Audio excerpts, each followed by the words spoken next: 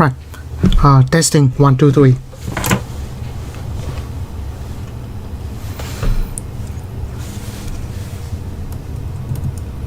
Right, so we're good.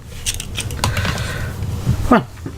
So before we start today, let's just recap what did we, on the big scheme of things, what do we have up to this point on chapter 10. Right.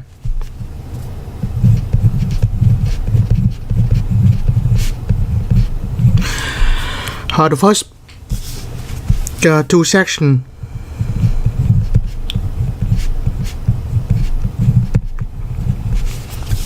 I'll learn about sequence.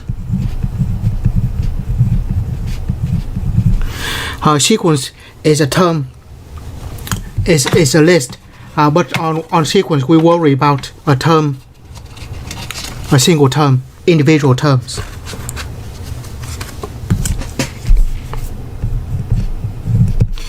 From 10.3 to 10.8 we learn about series, and the series of course is the sum of the term in the sequence.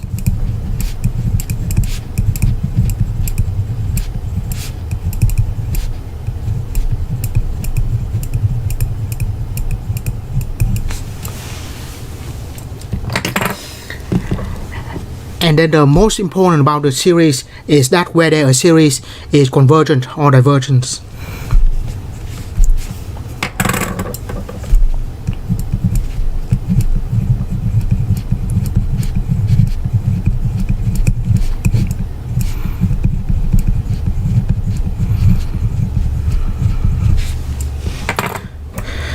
Convergence, when the series add up equal to a number, it is convergence.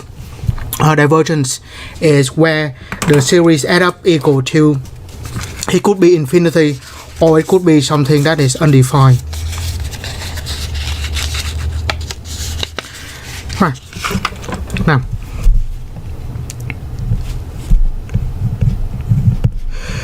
in 10.3 we learn about two things. First one is the geometrics.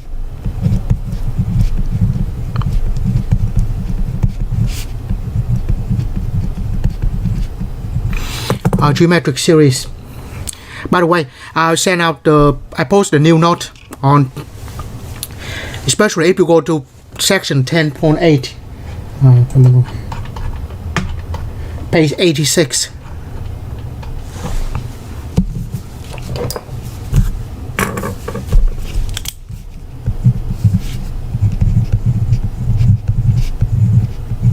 Go to page 86 in the note. There's a summary like what we have here on that side.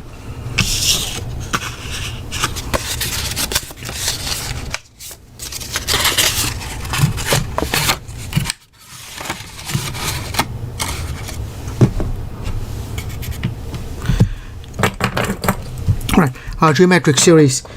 Geometric series is in this form.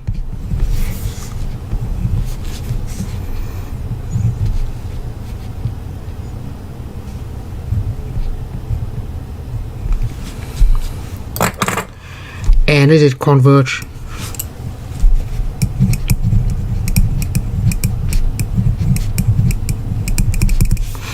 When R between -1 and 1, and diverge otherwise.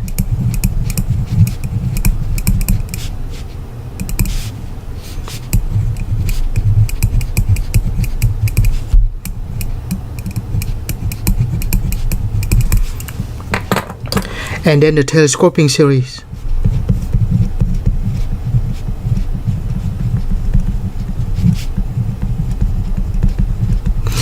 Telescoping series usually when we have to write in terms of a positive, a plus and a minus, two terms, and then would the terms in telescoping series cancelling out. Right. 10.4. There will be two tests, divergent tests.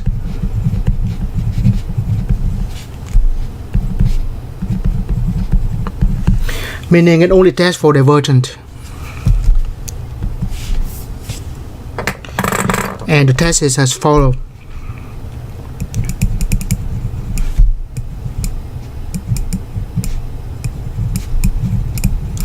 If the term in the sequence does not go to 0 as n go to infinity, this is divergence.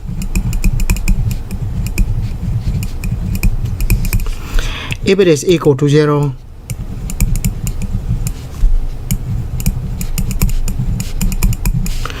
it is inconclusive. And the last thing we stopped on Wednesday was the integral test.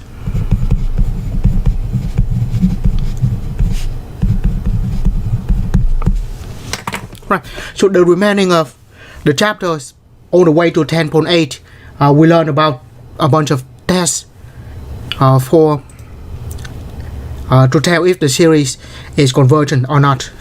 So bottom line is, if there is convergence, can we find the sum?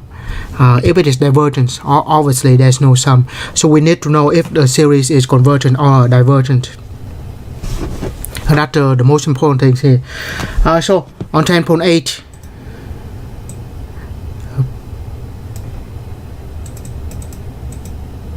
right. So let's see, we have geometric series, divergent test, integral test. So we are here. And then integral test, let's see. And there are a lot of the tests that we can use. In each one of the tests, pretty much the main purpose of this test is to say that the series is convergent or divergent. The most important things that it determined was just convergent or divergent of a series.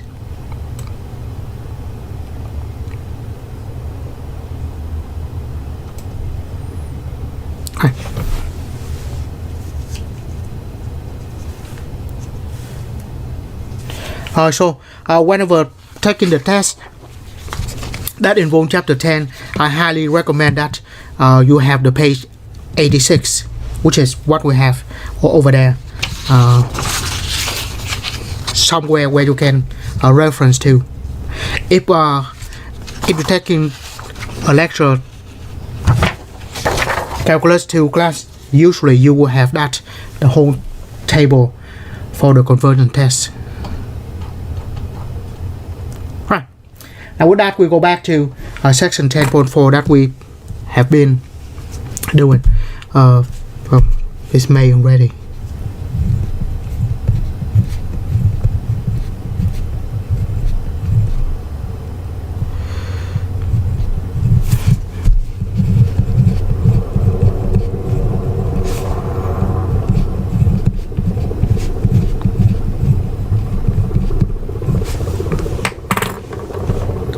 Right, so we're on integral test.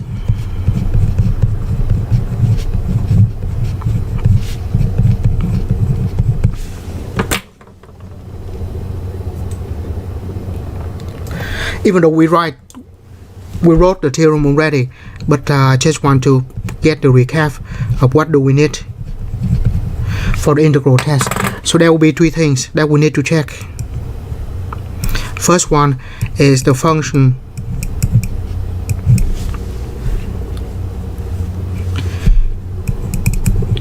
is continuous.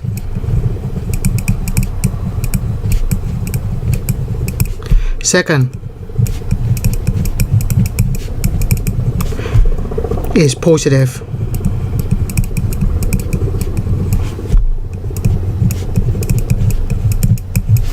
The function is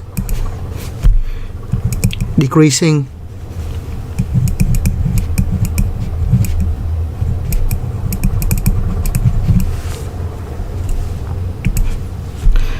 And then there's kind of one more box.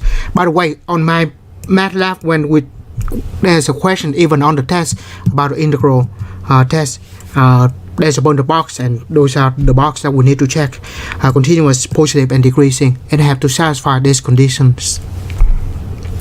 And the last one, of course, we say the function is the same as the series, the term in the series. Right. When all of these are checked, then we say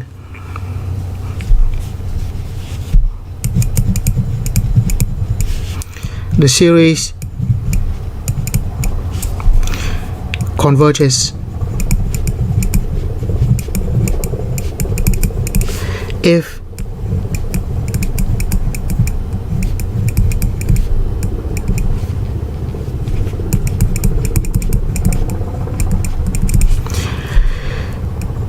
the integral converges.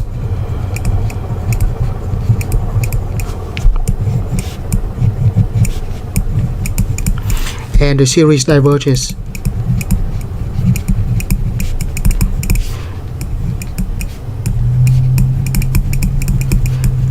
If the integral diverges. And once again, the way we determine, or the way we define convergence of an integral is that if this one equal to a number, then it is convergent. If they equal to infinity or they not exist, there will be divergence. So divergence, once again, this meaning that it is equal to infinity plus or minus infinity or does not exist. That is, that integral is, and so the integral will be, most importantly,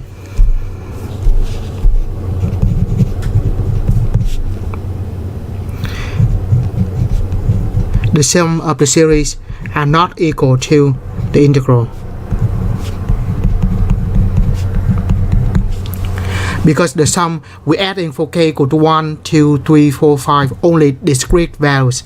The integral is continuous values 1, and then between 1 and 2 there are infinite numbers, infinitely many numbers already.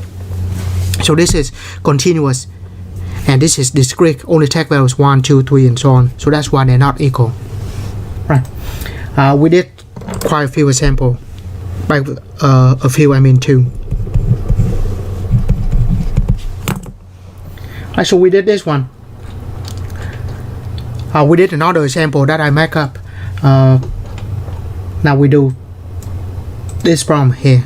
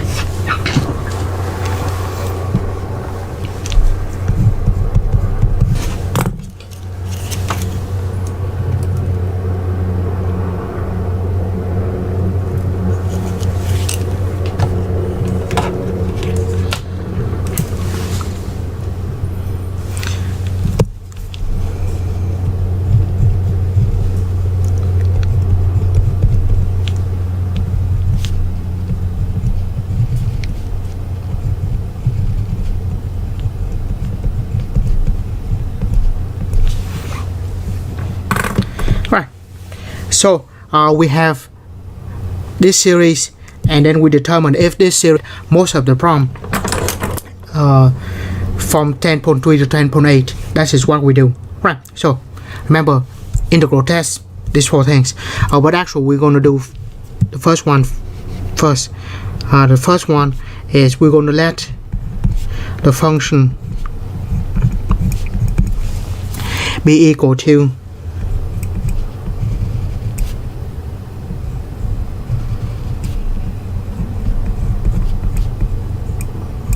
that, and this function is just that the series only determined from 1 to infinity.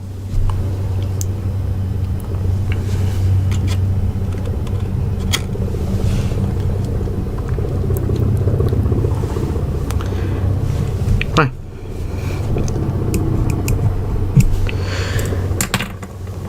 It's not really a box.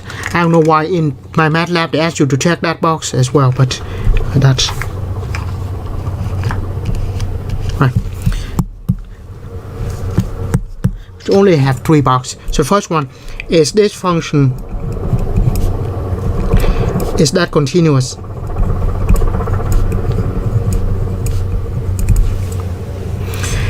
and when x greater than equal to 1,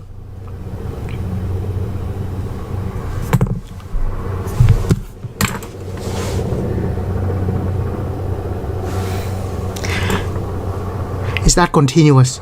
And if you put 1 in here, that is not continuous. So sorry about that. Can you change to a plus?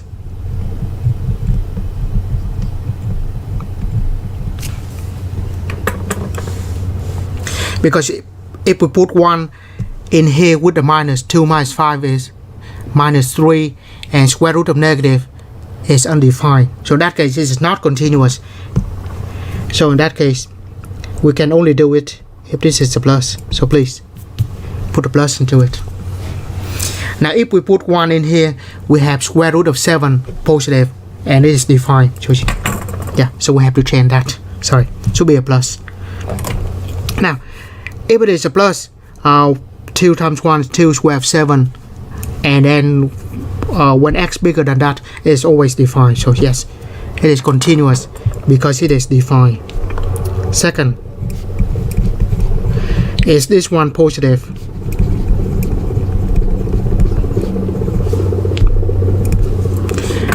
The square root is always positive if it is defined. So yes, so this one is positive. Let me just answer.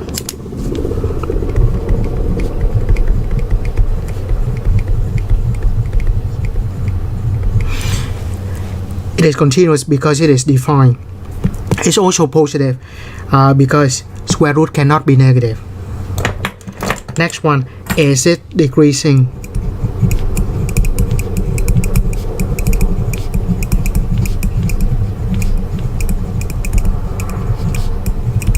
Now, this is a little more work. Usually, it is like the calculus 1 question. If we have a function, we take derivative. If derivative less than 0, the function is decreasing, right? So we certainly can do that. What I do instead is this. Think about this. K or x goes to infinity, right? Let me write this. As x increases. Now think about this. This is the function. If we let x be increasing, the bigger values of x,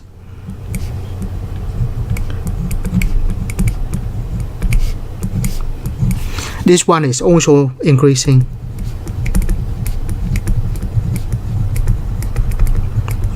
Because linear function, the slope is positive, function going up. Sure, I mean up. The function is increasing. And then taking the square root of that, it is still increasing. Right? The bigger values of x, the bigger this square root. However, if we flipped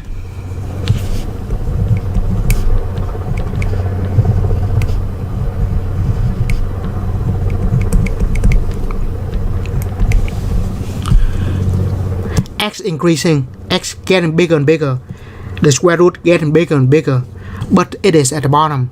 Bigger the bottom, smaller the whole quotient, right? So 1 divided by that is decreasing. So we don't need to take derivative, and we use this kind of reasoning, we can say that the function is decreasing. That check. It is decreasing because the denominator getting bigger, therefore the whole quotient getting smaller. Right, 1 over that check, we will do the integral.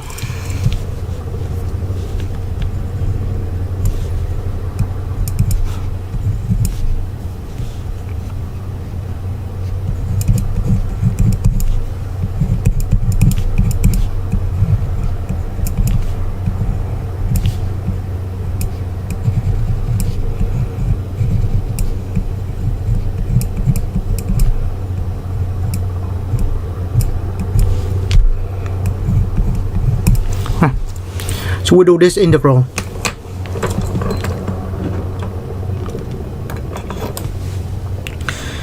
And because of infinity, we have to change the limit for improper integral.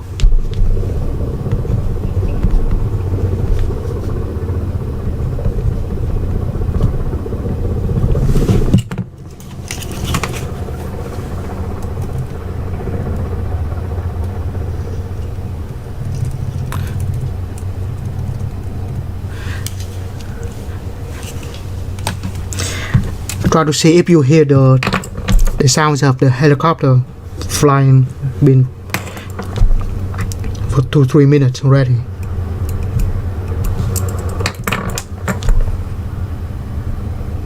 So if it is infinity, change that to something else. Let that go to infinity.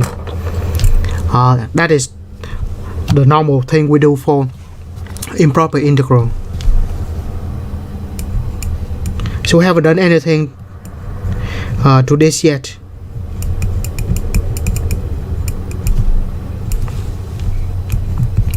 Right. Now in order to limit, just do that integral. In order to integrate this, I use substitution. U equal to 2x plus 5.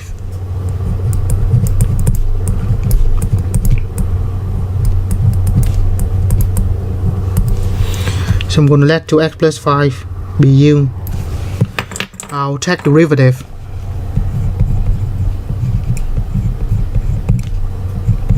It's going to be 2.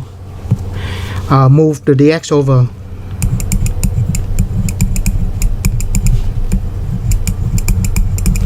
And divide by the 2 back.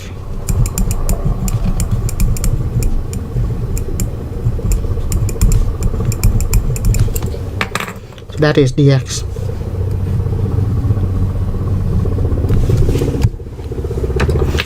And then we change the limit. X go from 1 to b, and u will be equal to 2x plus 5.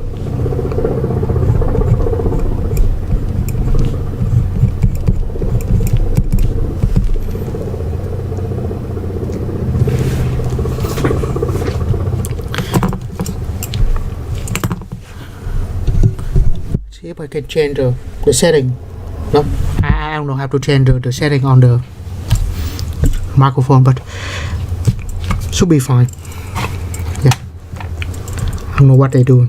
Right, x equal to 1. I'll put 1 in here and then put b in it.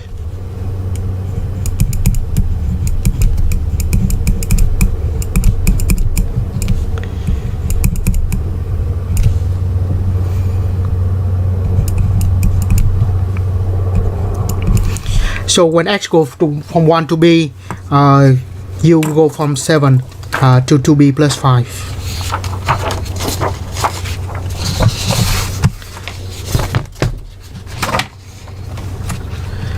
Now we go back to the integral.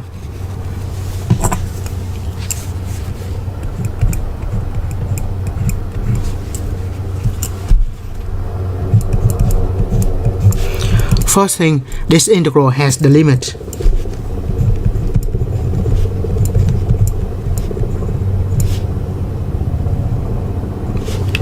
But we change the limit from x to u already.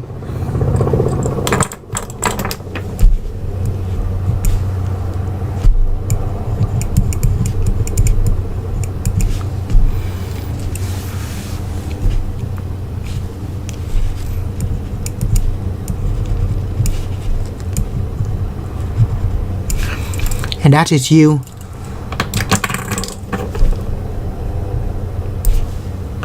And then dx is du over 2. So standard substitution problem. Right, I will take the 2 outside.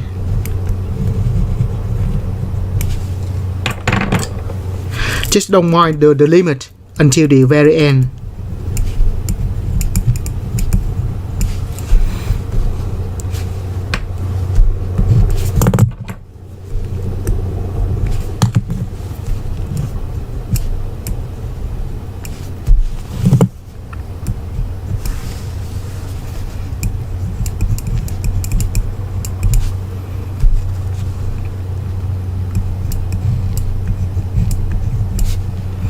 take the 2 outside. So that's what we have.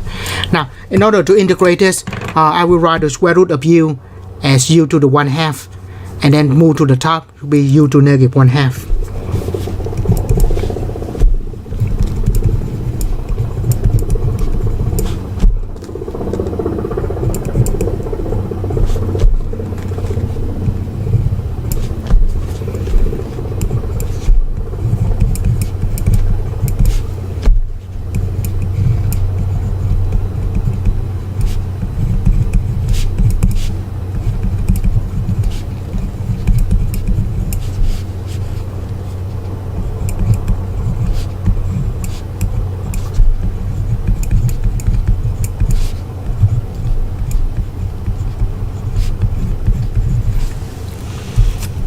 Right, so we have that.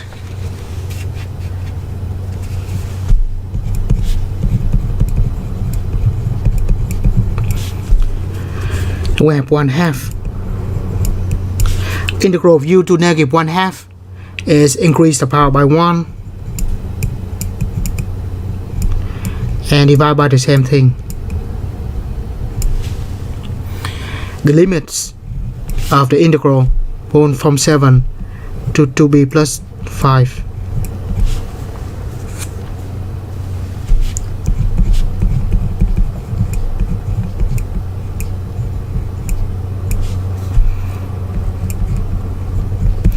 Divide by 1/2 is multiplied by reciprocal.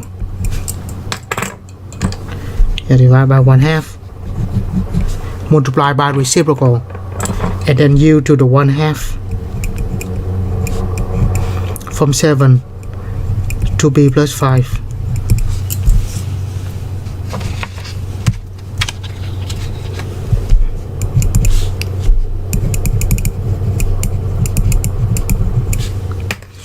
One half and 2 cancel out. We have u to the 1/2.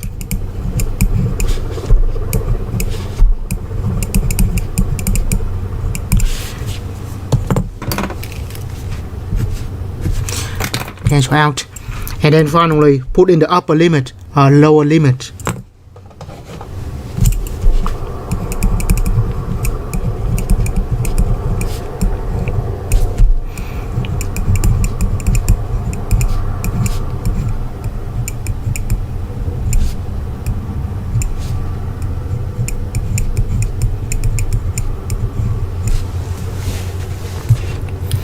So we have that. Right?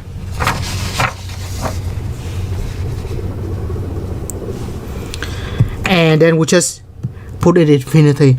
If we put in infinity, we will have 2 times infinity plus 5 to the 1/2 minus 7 to the 1/2.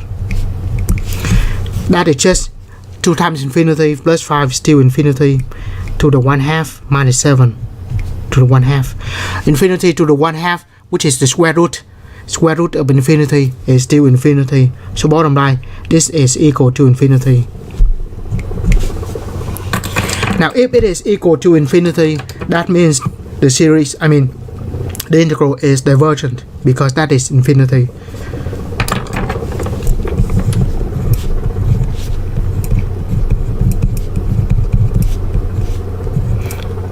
So the integral is divergent.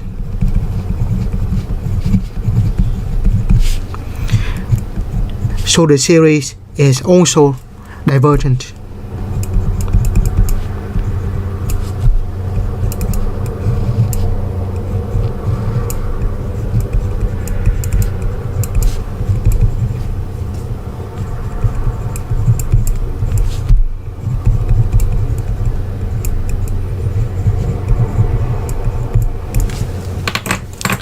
So because the integral is divergent, the series is divergent as well.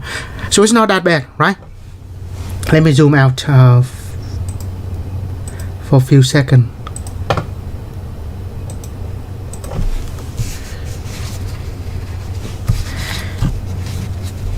Yeah.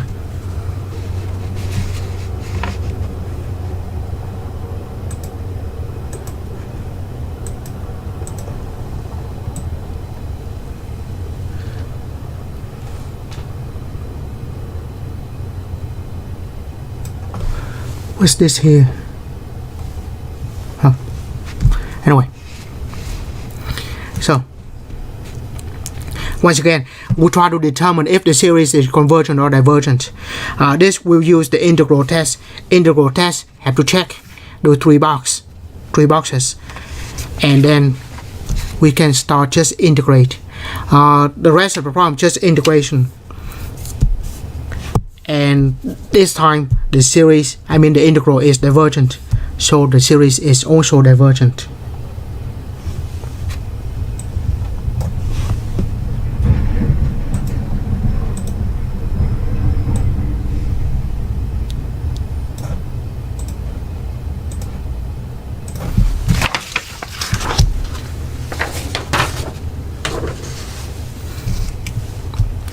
Right. Next, go to P series.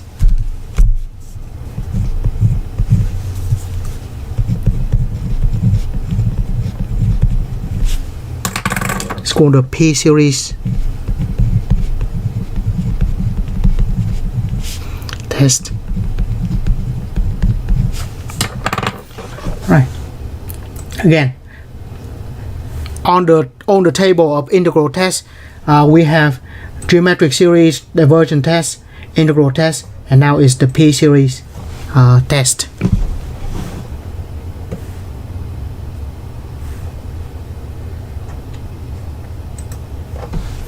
Right. Theorem.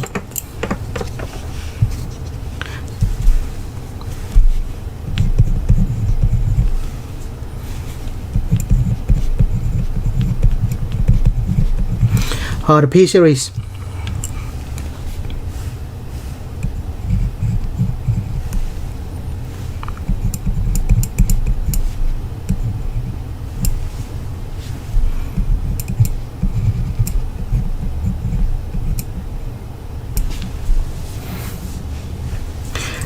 So we have the index k go to the power p. That's called the power, not the power series, called the P series. Power series is completely different things. We will spend the whole chapter 11 talking about power series. This is not power series. I guess this is, but not general power series. And it's very easy. This one is convergent if P is bigger than 1.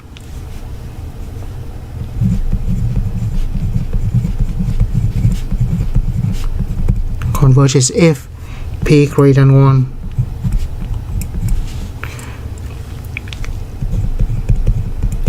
And it is divergent or diverges if P less than or equal to 1. So just as clear as that. Right.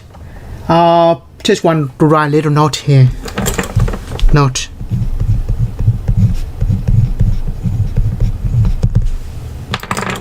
When P equal to 1, we have a harmonic series.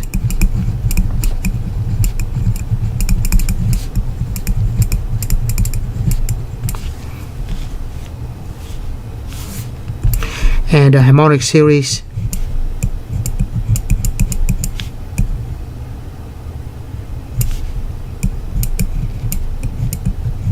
where P equal to 1, so we just have K to the first power, 1 over K to the first power, so just that.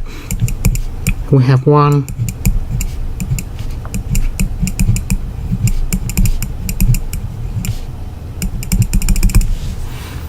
so that is the harmonic series, and we did show that this series is divergent.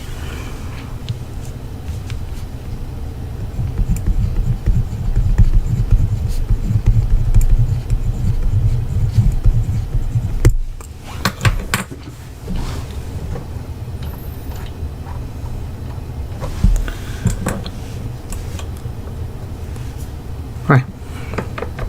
Let's go to some examples.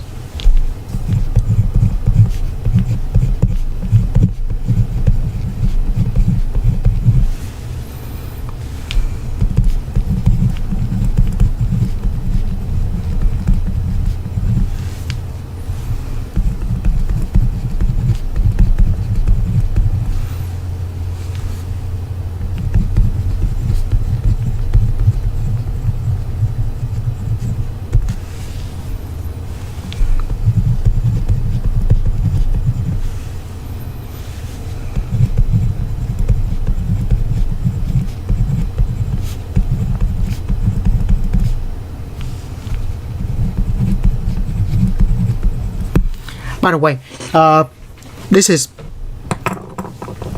kind of intuitive.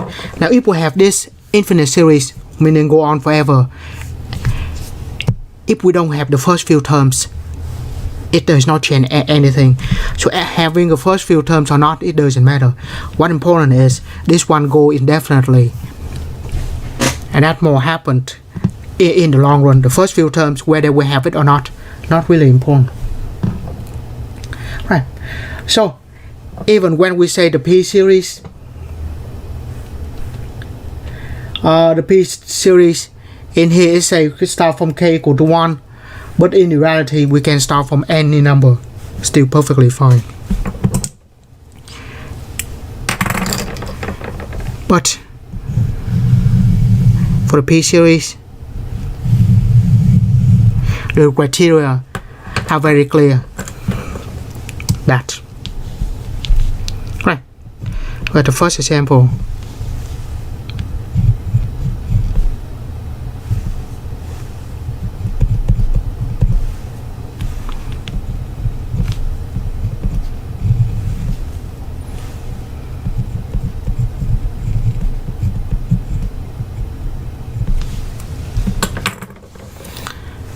alright, so just have that. So first thing in the P series is we're going to write that as 1 over k to some power. So let's do that. So that one equal to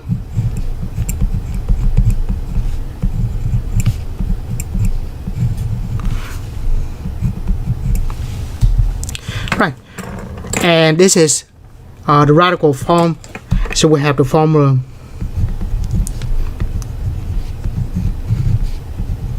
When it's written like that, we mean the top is the power, or the power is on top, and index of radical at the bottom. So in this case, it's going to be 3 over 4.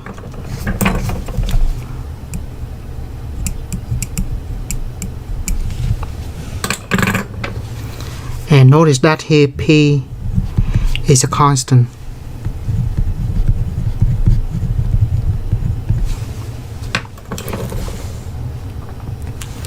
Now, so what's P equal to for this one?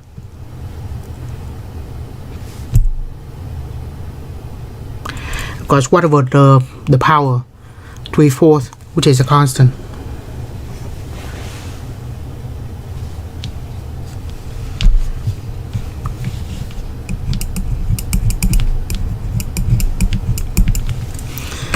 And that power is less than or equal to 1, which will be divergent. And that's all we do, really.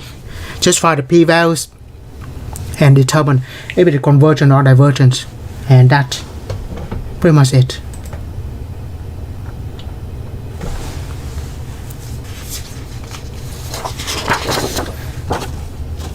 So we will learn a bunch of different tests. Let's see, let me take 1, 2, 3, 4, 5, 6, 7, 8, 9. So there are 9 tests in total. Some tests, like the integral test, will take a lot of time to do, and some tests, that's all we do, just a few lines. So obviously, if we have a choice, we just choose something that is easier to do, and avoid something that is complicated. Unless we have to do it, then we will do it.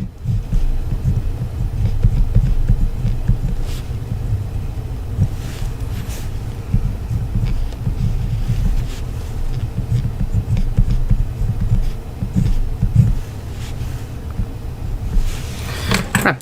So we have this instead of k. So it would be nice if we can write this as a number, right? Because in the P series, it have to be the index raised to the power of P. So we have to replace k minus 1 equal to a numbers, so that will work. So in that case, let's do this. Let's change the k minus 1, let that be n.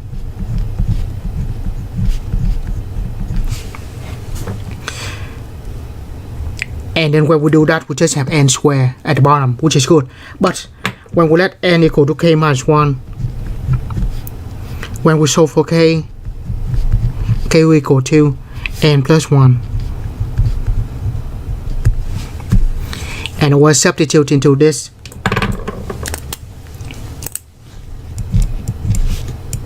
series. Instead of k, I will have n plus 1.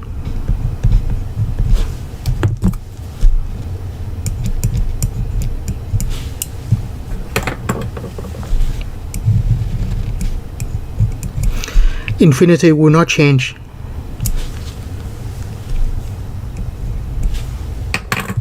Instead of k, I'm going to use n plus 1.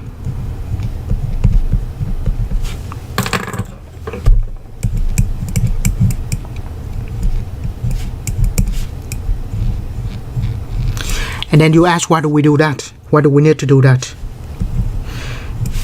First, we did it because 1 minus 1 here cancel out. We just have 1 over n squared. And here, n plus 1 equal to 4. If we subtract 1 on both sides, n equal to 3.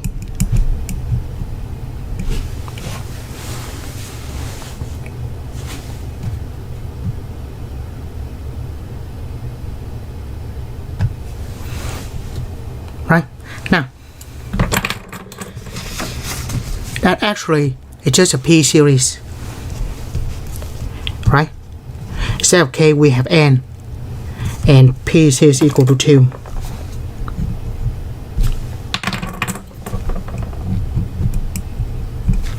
This one is the p series. P equal to 2. And according to the p series, that's if it is bigger than 1, the series is convergent.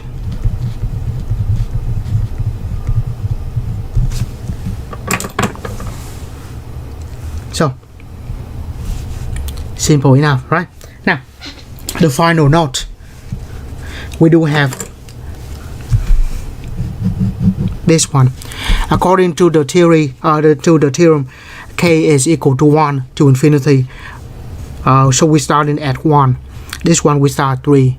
But it doesn't matter. It doesn't matter where the series start, because this is infinite series. It go on indefinitely. Missing the first few terms does not change the fact that it is convergent or divergent. So let me write this.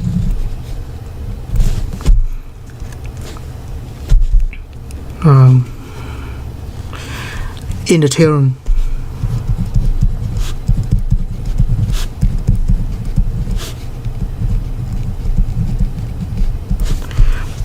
the series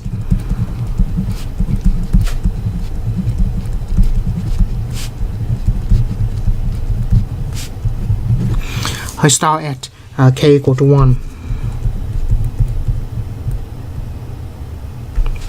But that does not matter, and I should say this, but here we start at 3, should not be a problem.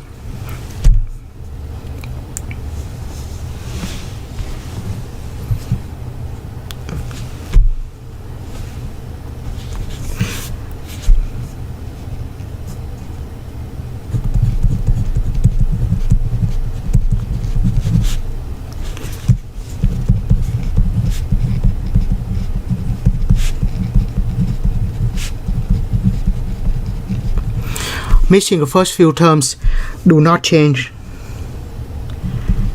Does not change.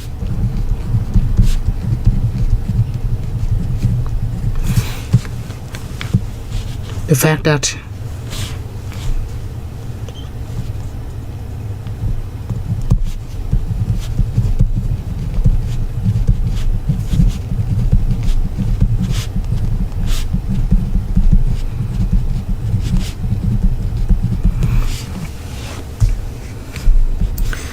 so that means I don't have to start 1. I can start at, in this case, 3 or whatever the number is. It doesn't matter. The sum will change, but the convergence or divergence will not change.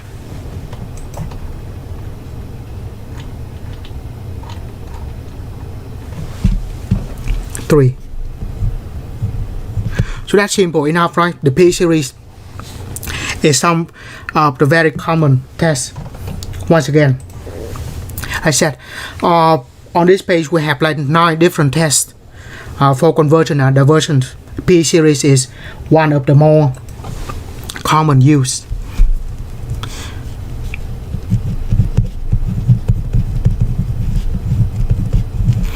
Estimate a series with positive term.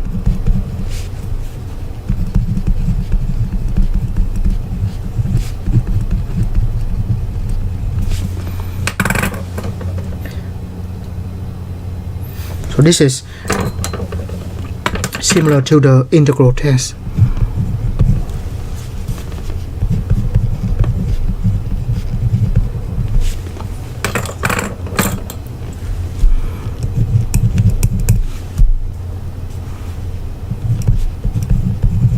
So we have this. Our function be continuous, positive, and decreasing. So those 3 criteria are always there.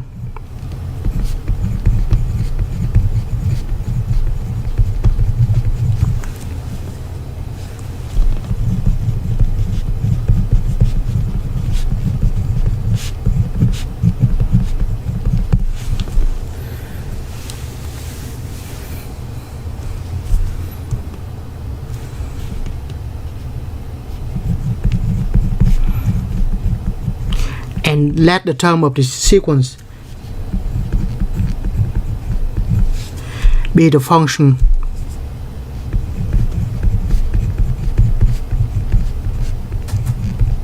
where k is taking natural values.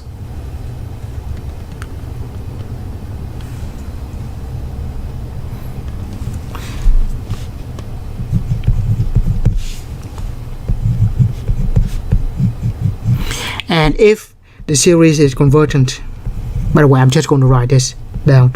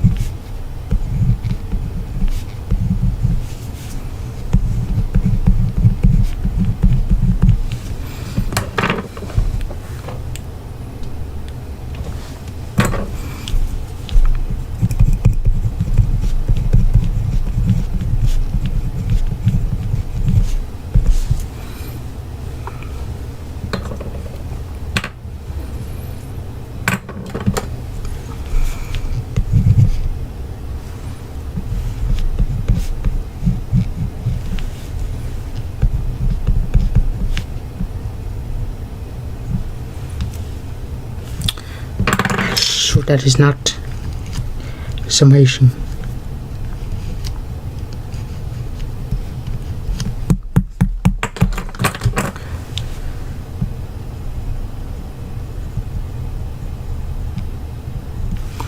The integral.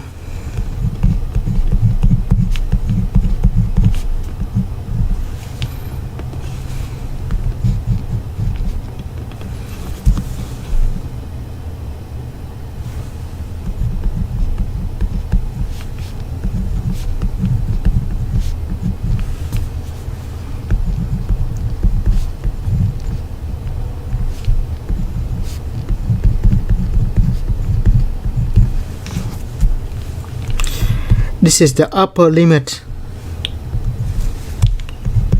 and the left is the lower limit. Right, so what is the purpose of this theorem? So it says that how many of those terms that we need. For example, let's take a look at the harmonic series that we have. This will go on for indefinitely, and the key here is, let's say if we want it exact to be up to 3 decimal places, for example, then how many of this term do we need? How many terms do we need in the series if we want it up to 3 decimal places, for example?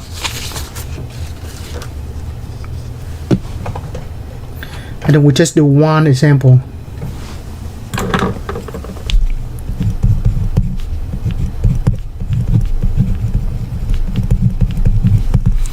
Right. Consider a P series.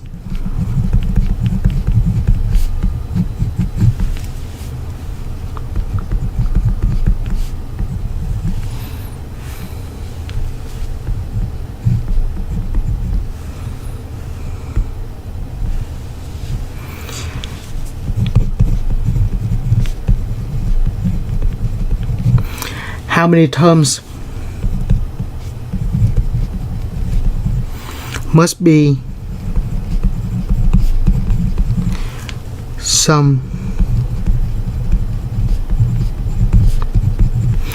to obtain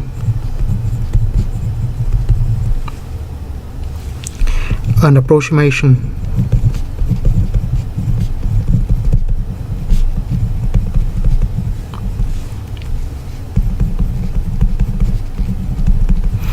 within 10 to negative 3. So how many of this term do we need in order to have 10 to negative 3 accuracies compared to the whole sum? Right, so in that case, first thing we know is the remainder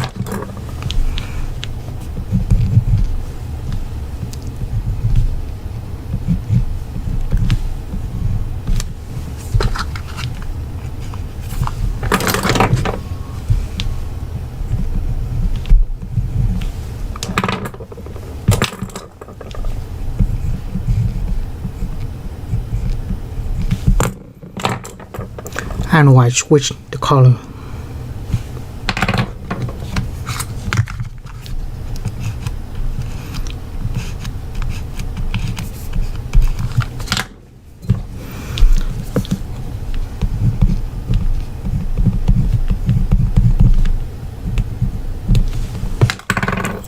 So that is the theorem. So pretty much we're just going to do that because the difference between the actual series where we chop up at some point and the one that go indefinitely, the difference is Rn.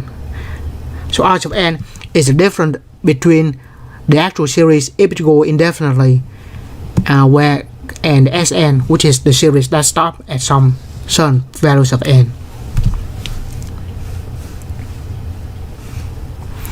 Right, so just integrate.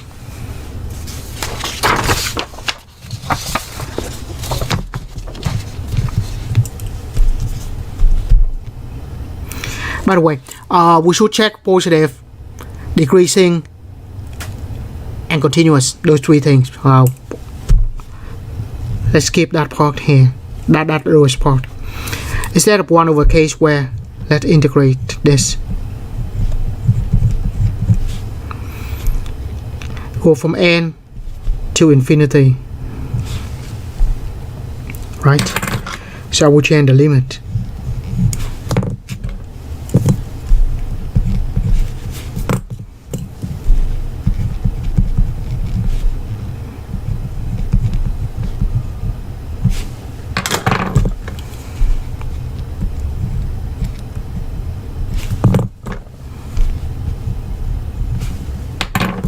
Right, integrate this. Why don't we write x to negative 2? Much easier to integrate. Which power rule give us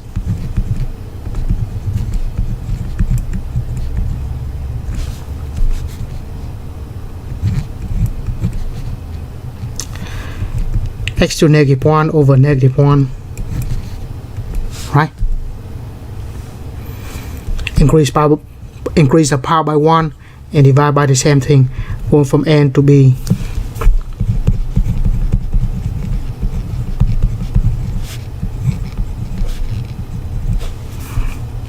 Right, I will rewrite this x to negative 1 move to the bottom. There's no integral anymore.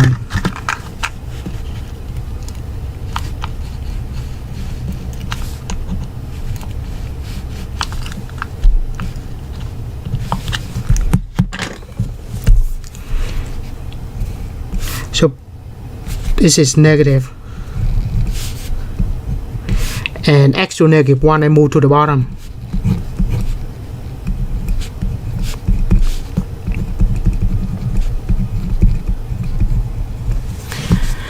Right, and then put b in and put n in.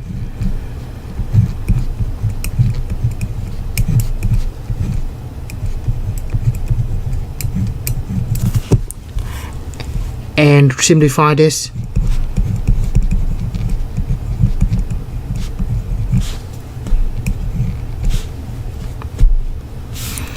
That is negative 1 over b plus 1 over n. Put infinity in here.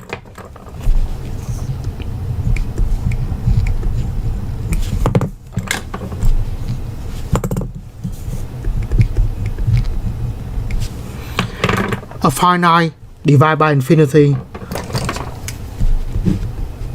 that go to 0. So this equal to 1 over n. Right, so that integral is equal to 1 over n. So the remainder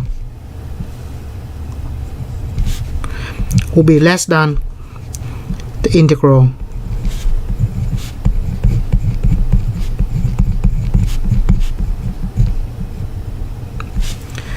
And according to our problem, we want to have the answer within 10 to negative 3.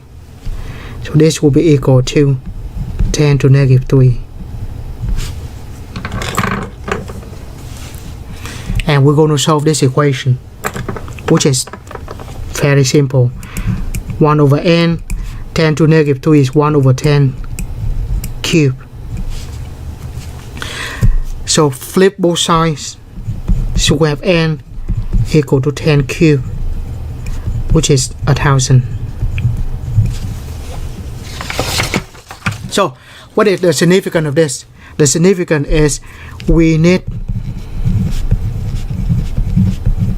1,000 terms to have the integral, the series. Excuse me. Within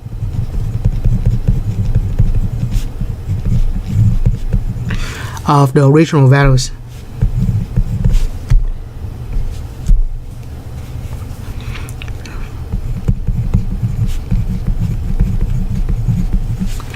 Meaning that the summation here,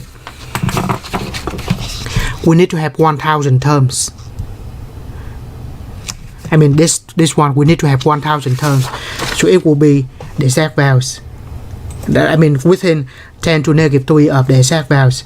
We can check math option 0 for the summation, that equal to 1 to 1,000. So we need 1,000 terms.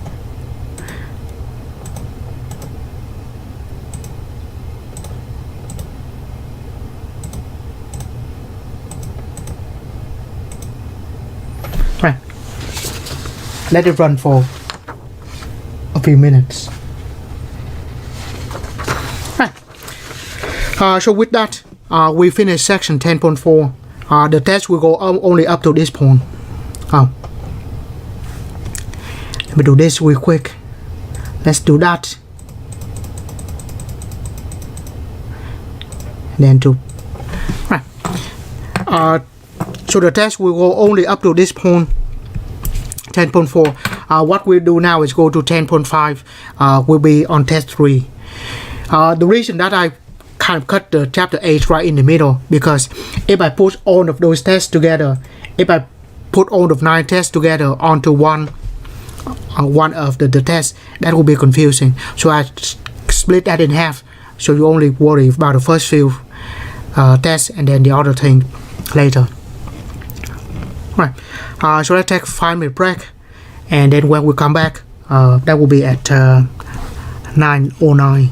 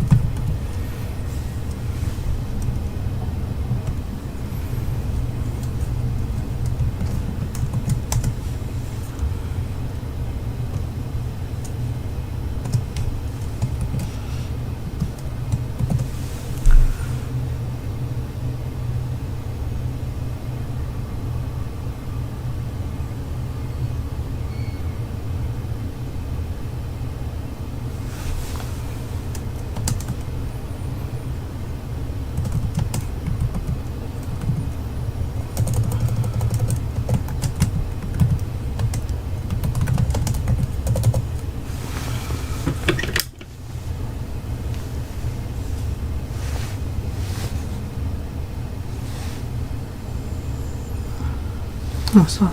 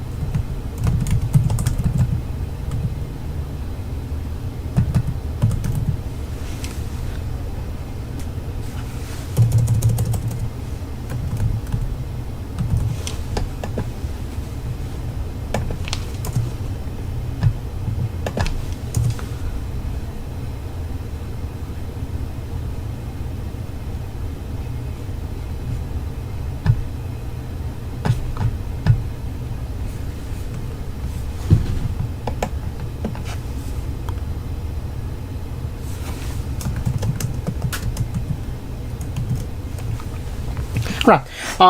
Yeah, the core artifact assignment, that is extra credit. I just don't want to type that on the chat.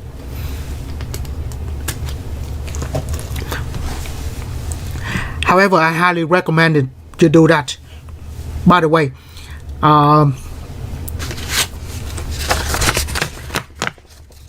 the reason we do that is to evaluate how the learning outcome. So by the way, even though it is extra credit, but if I in a few weeks, in a week or two, I might ask you specifically that I need an assignment from you. So even though if it is for extra credit, I may ask you to do it.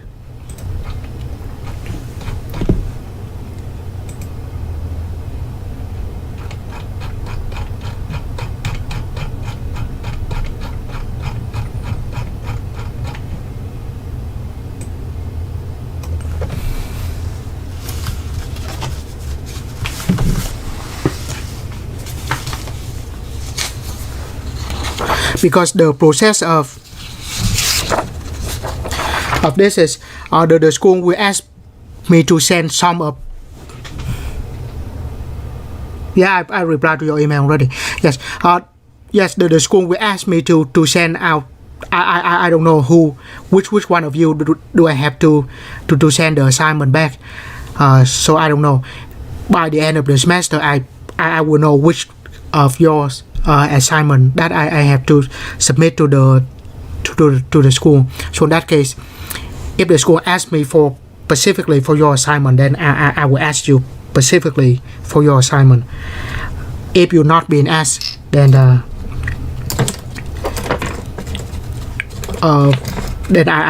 won't ask you specifically. But like I said, I want to have everybody done.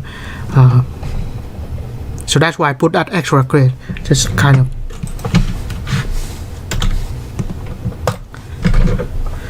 Help. Right, so again, like I said, now we get back to sections here. Right, so now we go to 10.5. So as mentioned before, from 10.3 to 10.8, we go over a bunch of tests. And the test ultimately just need to determine that if a series is convergent or divergent. And here we have a bunch more tests.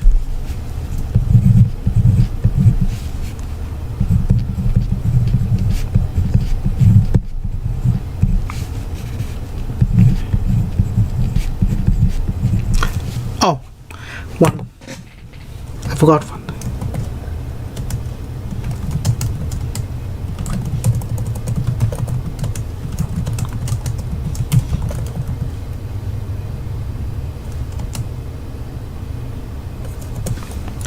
I post a sample test on eCampus. If you have a webcam, then you might want to try to do that, because that's what we do with the final exam. Just try to go and then let's see if you can go through all of that. Now, if you cannot do that, don't worry about it. We will do the test on the last day of the semester on Friday the 14th. Yes, sorry, the 15th. Yeah, so if you cannot take the test or the sample test on eCampus, we would take the final on the 15th. And of course the logistics is, we'll talk about that. But if you go to the eCampus, look at the sample test, then there's some details for that already. Alright, so in this section we have two more tests. Both of them is comparison test, and then the next one is the limit comparison test. So there are two more tests for convergence and divergence.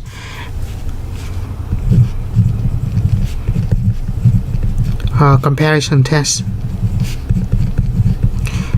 When I took Count 2, my book, they call it direct comparison test.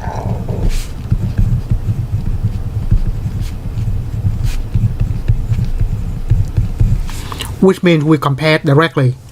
Right, theorem.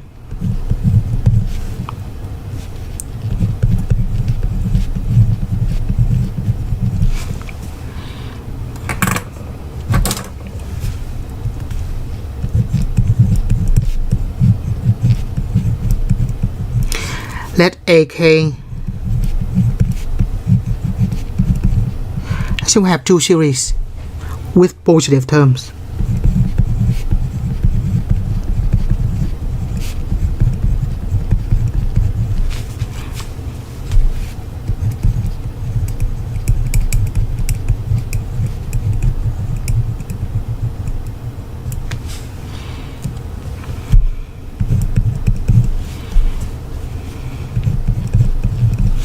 Now if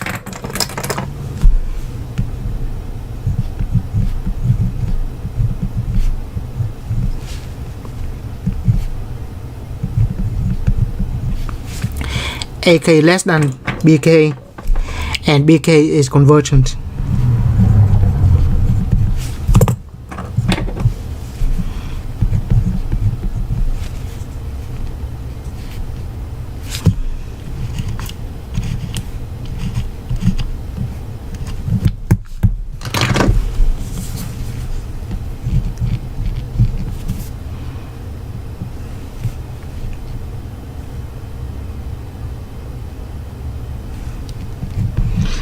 sorry, in the note this should be K.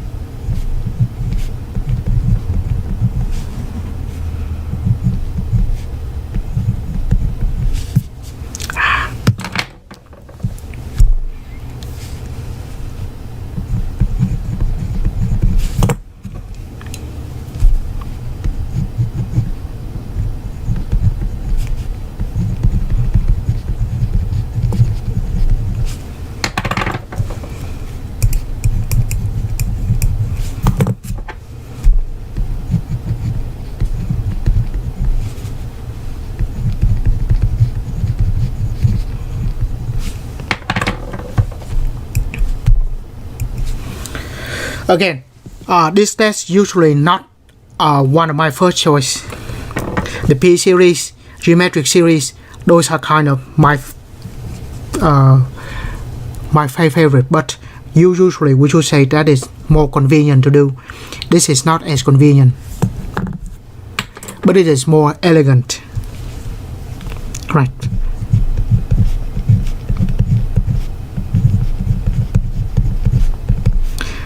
Usually I write the note on cap like this. That is very important. Right, so what this theorem actually tells us. So there are two series, right? Usually we are not given two series.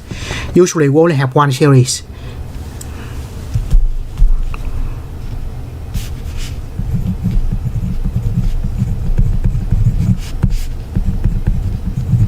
We only have one series.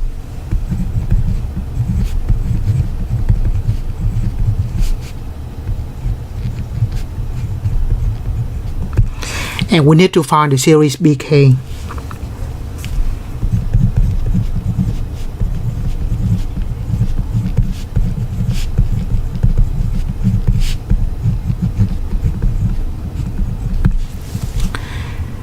Right.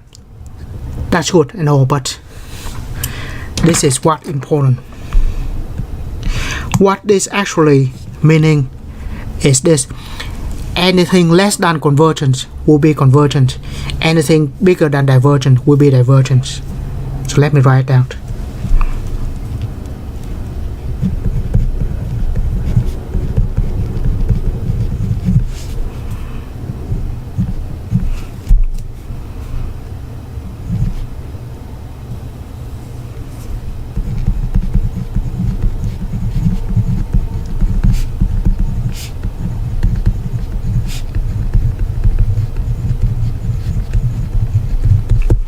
If it is divergent already, anything greater than that will be divergent.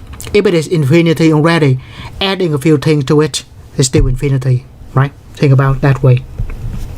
Now,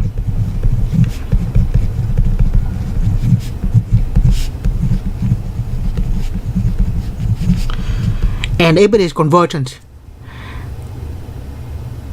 and anything less than convergent is also convergent. If it is add up to a number a little less than that, still okay.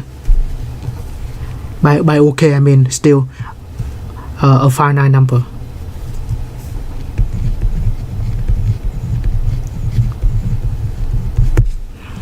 Right. So that's what this theorem is about. The reason that I say that this is not one of my favorite tests, because usually come up with the second series is not an easy thing to do.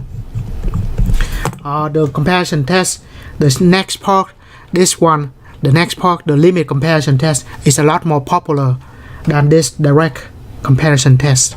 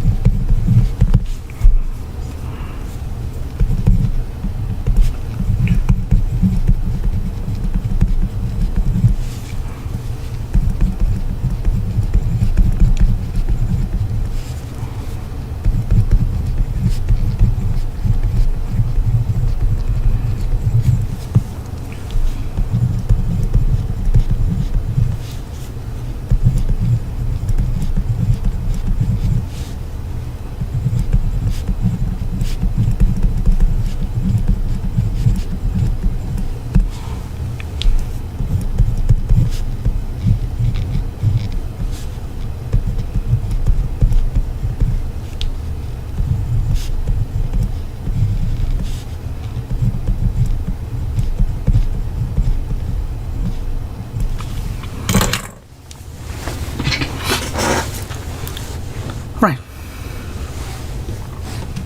Now, like I said, this kind of test is kind of this kind of problem is not intuitive.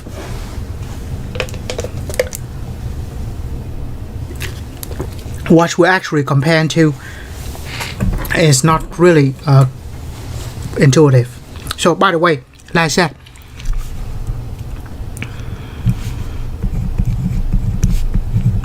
AK is given, so we're going to let AK equal to 1.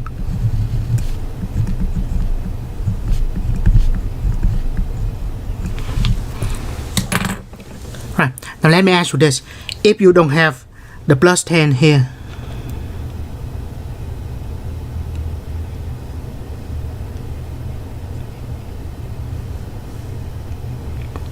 then we have one of a case where,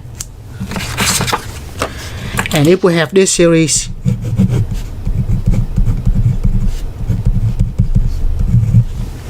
is that convergent or divergent? We did that about half an hour ago. Yeah. This is the P series when P equal to 1, that is convergent.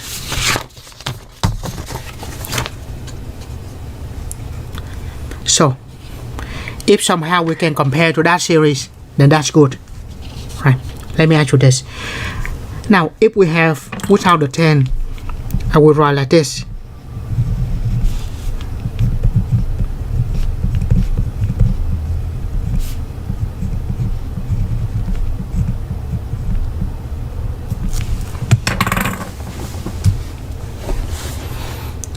The question is, which one is bigger? Is that less than or greater than?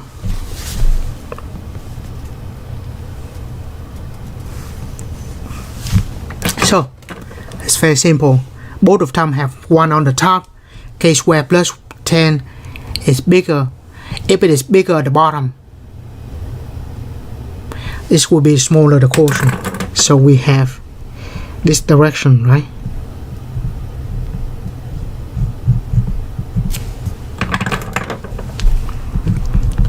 Because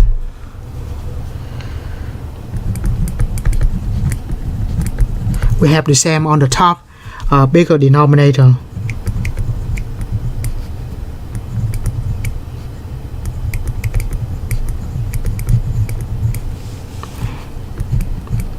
We imply the smaller quotient.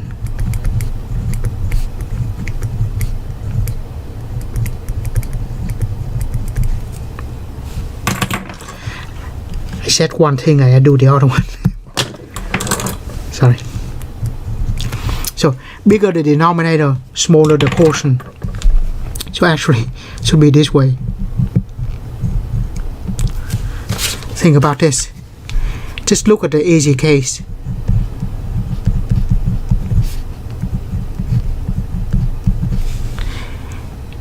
One over 1 square plus 10, 1 over 1 square. Obviously the 1 is bigger than 1 over 11, right? So sorry, it should be this direction.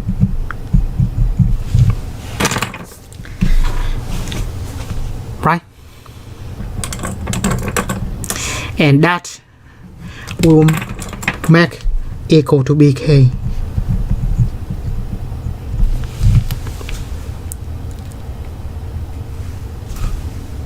Right. Now the test.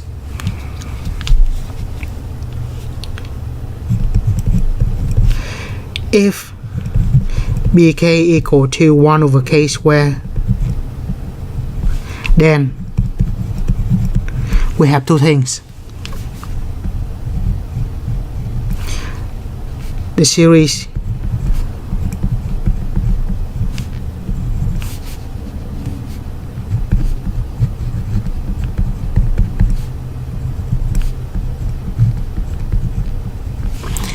is convergent.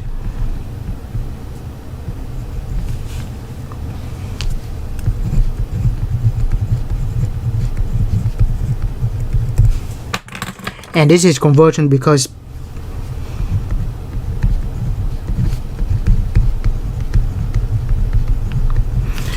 of the P series with P equal to 2, which is greater than 1. Sorry. So any P series that P is bigger than 1, it is convergent. And this is equal to 2, bigger than 1, convergent. So we have that. And we do have AK less than BK. All intents and purpose, it doesn't matter if we make it equal to or not, it doesn't matter. Just put that less than or equal to. Alright. So AK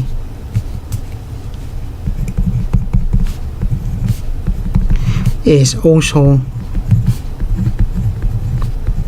convergent. So actually that all there is to it. So think about it. BK is convergent. This series is convergent. Anything less than convergent is also convergent.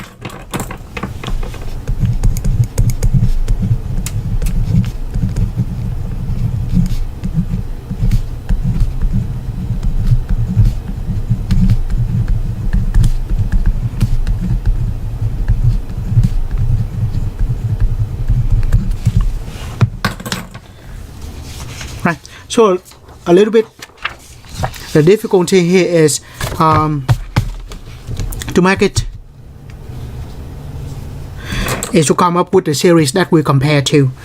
We are always given AFK. We need to come up with a series that compare to it. And this case usually it's it's not easy to come up with a series that we directly compare to it.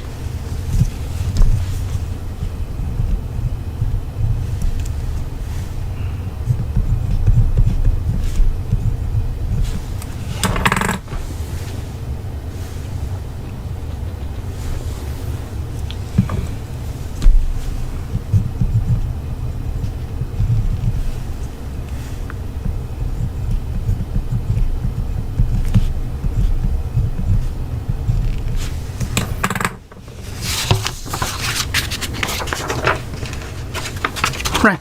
So anyway, if we have AK, try to write 5BK and then compare them. Right. So the trick is, how do we find B's of K? B's of K. Right. Usually if there's a constant like this, we're just going to ignore that. And that, let's try to write down BK is that. And then we compare and see what happened.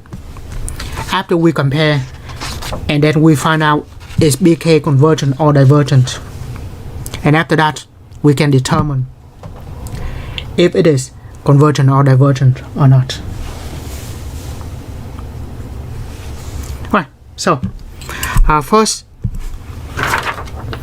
of course, we're going to let h of k equal to k cubed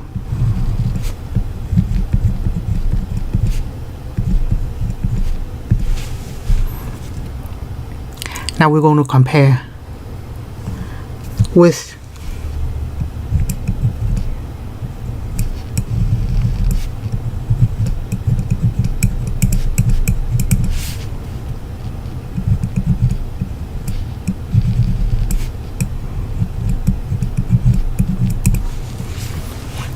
one with minus one with this. So which one is bigger?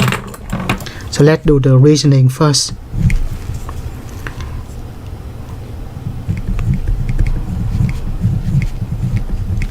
Bigger denominator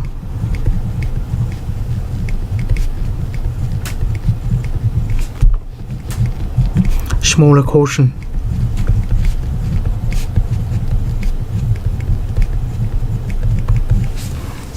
So which one is bigger? The top, both of them have k cubed, which is fine. We are the same.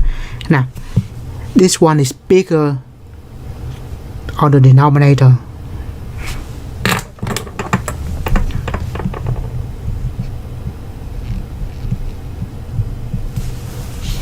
So it's going to be bigger or equal to that, right?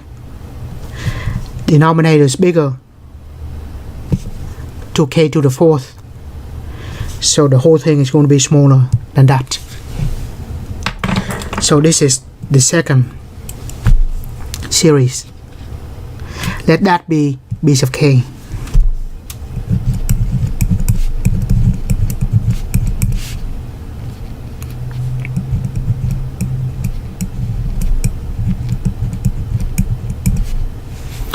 Of course, when we simplify k cubed and k cubed, we have 1 over 2k.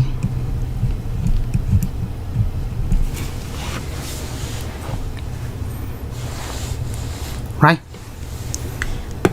Next.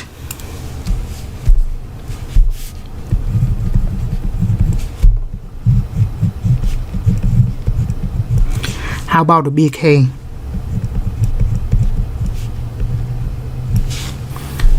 How about the series?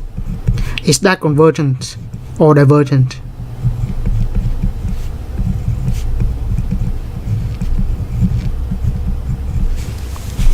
Integral, you can always take the constant outside, and that constant on the outside does not affect convergent or divergent. That 2 at the bottom.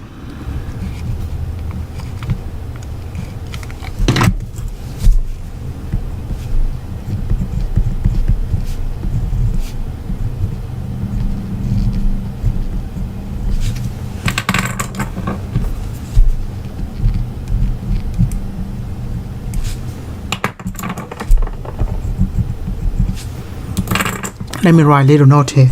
So this constant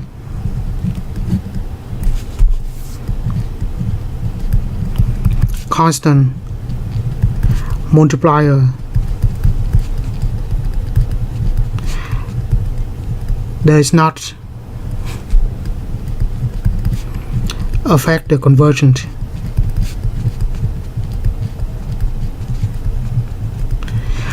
So whether we have a constant or not, it doesn't matter. What matters is what inside the summation. Alright, my question is this series convergent or divergent?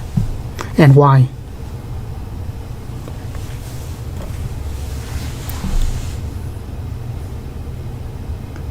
Right. Actually, we studied this pretty much in every section. If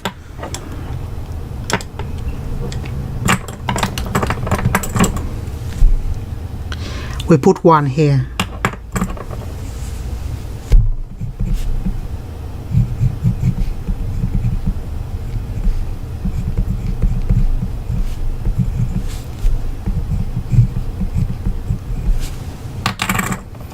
to the first power,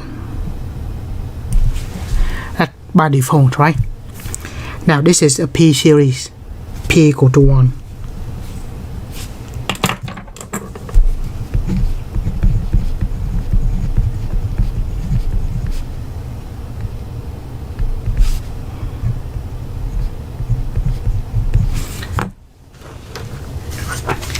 And the P series test,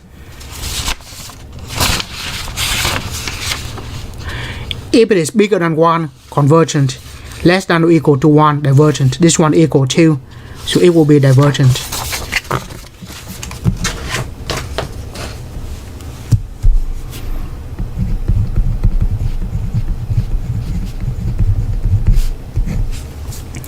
So this is divergent.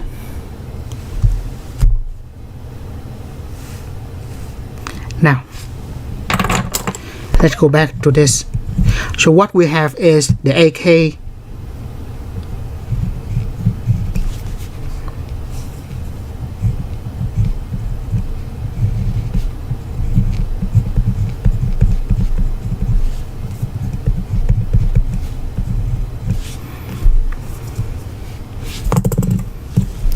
that original series is greater than or equal to this series.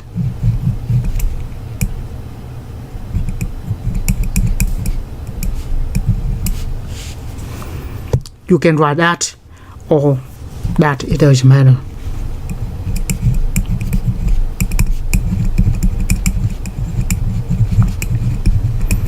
And this one is divergent.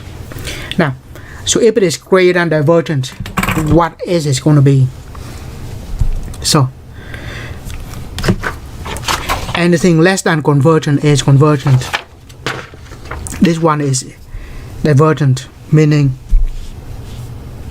that one is divergent as well.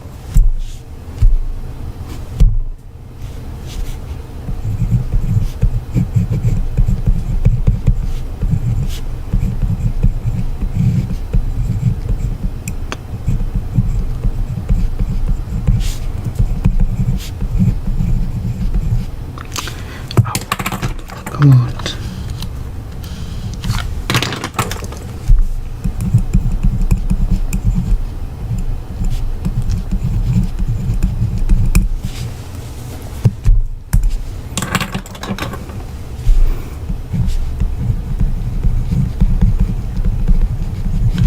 Anything bigger than a divergent is divergent.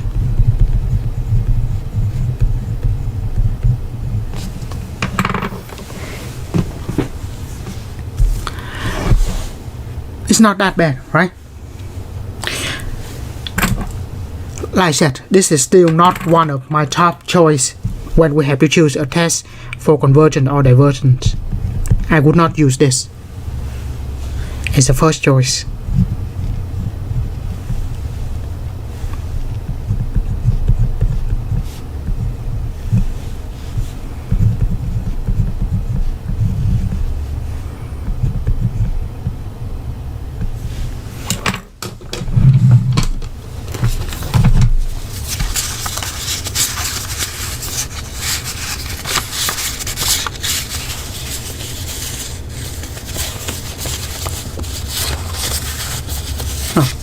I'm looking for this.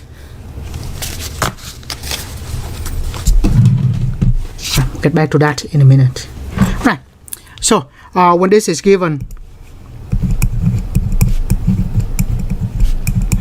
let A sub k be the terms in the sequence.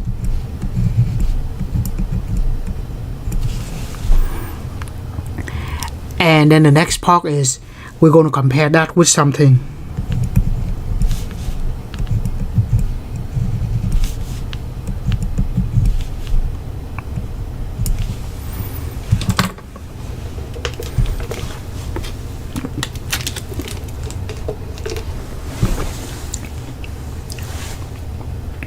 Right, how do we compare this? Right, the bottom is k cubed, so we're not going to add or subtract. We're not going to use the same reasoning here because the bottom is k cubed, so that's not going to change. So we can only change the top. Right, so we still have this, right? So it says that if there's a constant, it will be less than ln. If there's the power, it will be more than ln. So in that case, that's what we call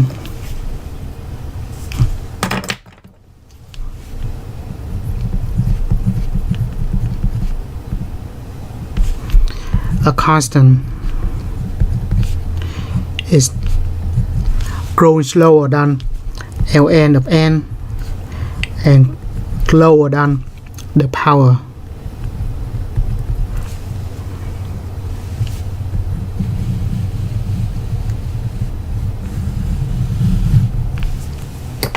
So if this is the case, we can say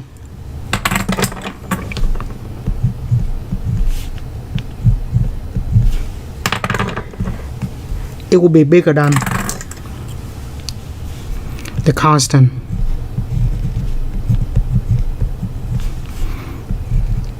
And then less than a power.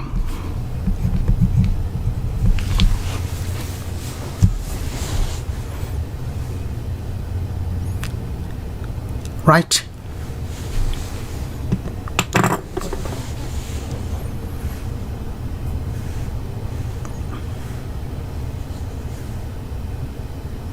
Now my question is, which one do we use?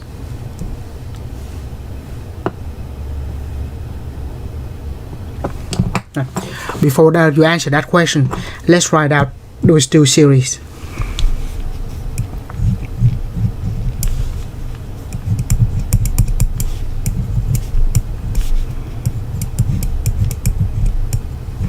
Is this one convergent or divergent? By the way, if this is the case, this is a P series.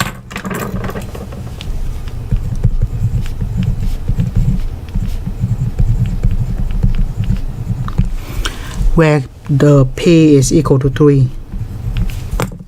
And if it is greater than 1, it's convergent.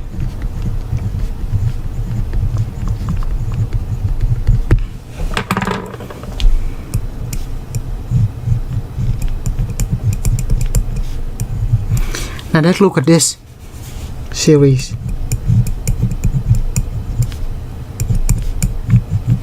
K and K cubed cancel out.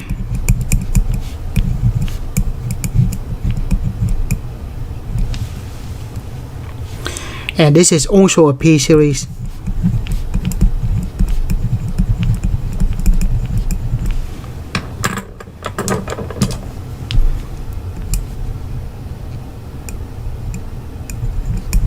Where P equal to 2. And this time is also greater than 2.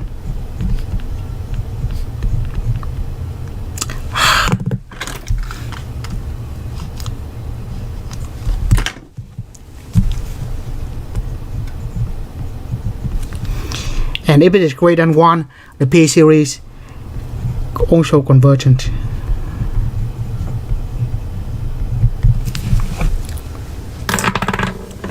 So obviously from here then we say if it is between two convergent series, then obviously it is convergent, right? However, that is correct, but according to the direct comparison theories, theorem, we only need one of them, not both. So which one do we need? So do we do this one or do we use this one? Head back to the important note that we have. Anything less than or equal to a convergent is convergent. Let me write this.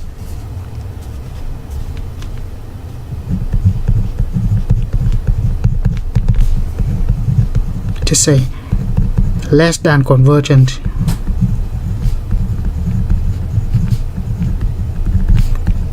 is convergent.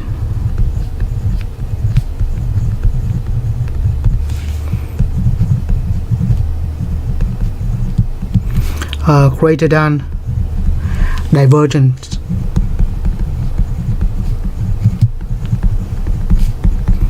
is divergent. I know the grammar is not good, but you get the idea, right? So once again, less than convergent is convergent, greater than divergent is divergent, greater than infinity is of course also infinity, less than a finite number is also a finite number. That's why we only talk about the positive terms here, because less than infinity, less than a finite number could be negative infinity as well, but we're not dealing with negative here. So if it's less than a constant, less than a finite number, it's going to be finite. If it's bigger than infinity, it's still infinity. So think about it that way. Now, with that in mind, it only less than convergent. So actually what we use in this here in our problem is only this part.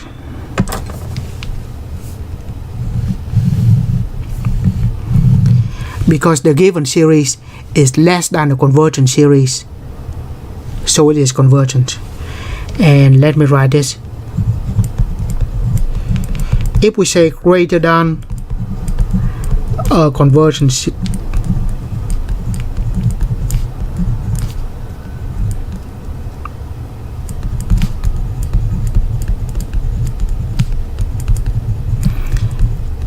implies nothing. So with that 1 over k cubed, this one doesn't tell us anything, because if we have a finite number, bigger than that could be also a finite number. For example, if I tell you 5 and I know that a number is going to be greater than 5, that could be anything, right? It could be 6, could be 7, or it could be infinity. So we don't know that, but we know if it is less than 5, it has to be finite. It cannot be infinity. So in that case, we don't even need this one.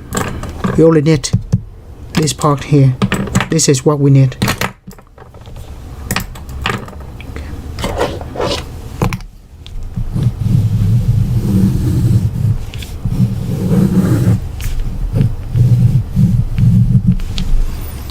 Right. So here's the conclusion. Since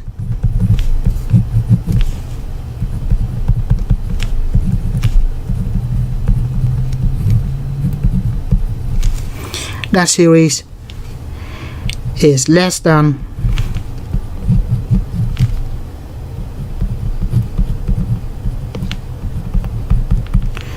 a series that is convergent,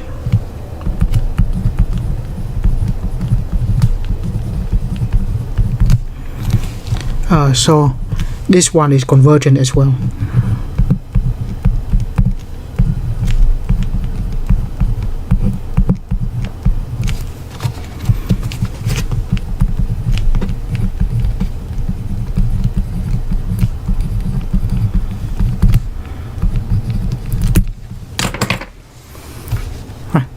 So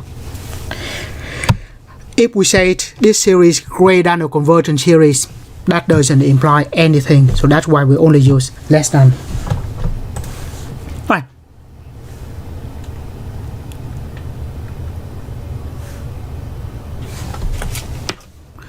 Right. By the way, I did mention that if I have a choice, I will not use this one as the first test. Because sometimes we have to come up with like this, and that kind of difficult to come up with the second series. Right. The limit comparison test, the second part of the section, this is a lot more popular.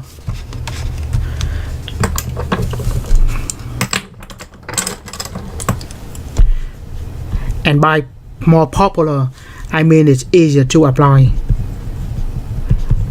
So, limit comparison test.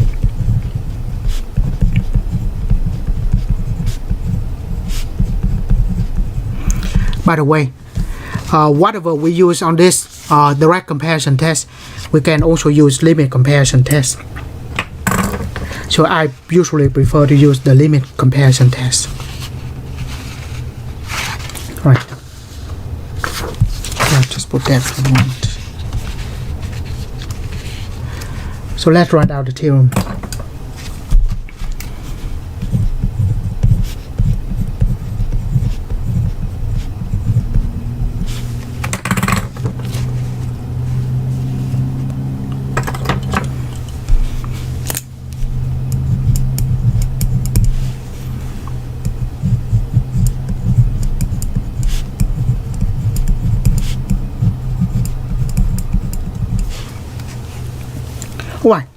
Wait.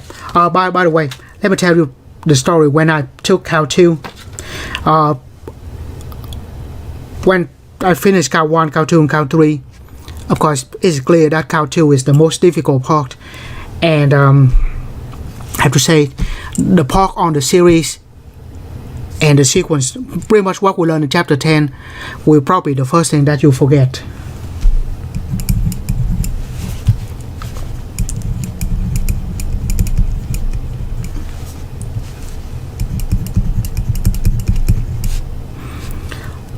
It's not that particularly difficult, but like I said, it's just that there are a bunch of them, and sometimes we just don't know which test do we use. And most of the problem, there will be more than one test that can be done.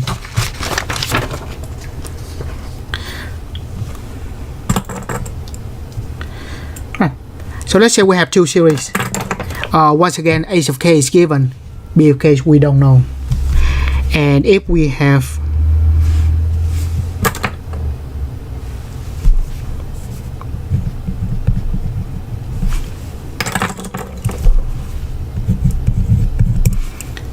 this is the limit comparison test, so we will find the limit. As k go to infinity, we'll take the ratio of a of k over b of k, and that equal to L. There will be three scenarios. If, by the way, greater than 0 is kind of redundant, but less than infinity, that is one point.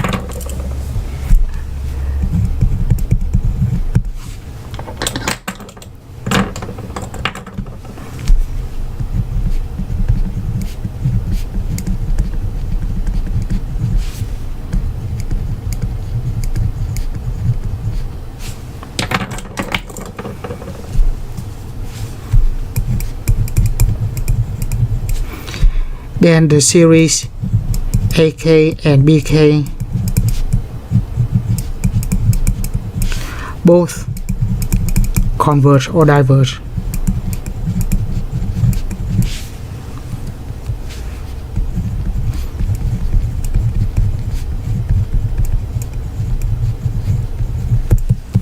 Right. The case 2 and 3 here is a little more or less obvious. But think about this. Let me just write this out again.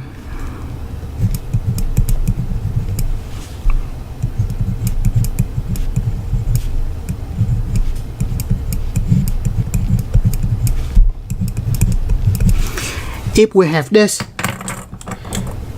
equal to 0.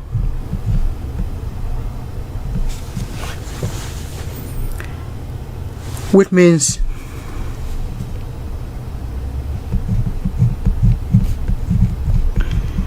AK is less than.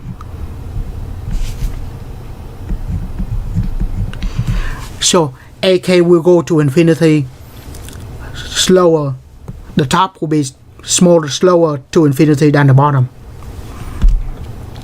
And if BK is converged, then so is AK.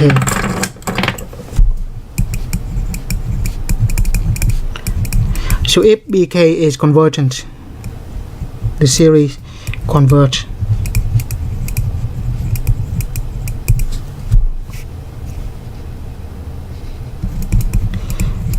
Then AK is convergent too.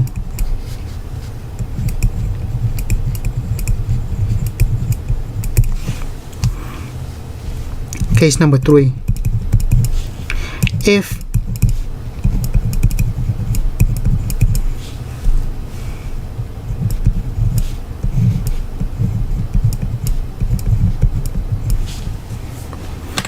now if this one is equal to infinity, meaning the top will go to infinity a lot faster.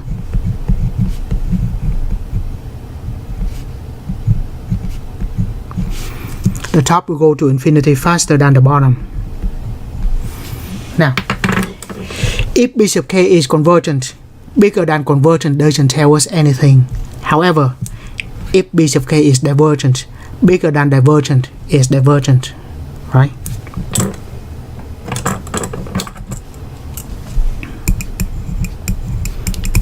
So if BK diverges, then anything bigger than that also diverges.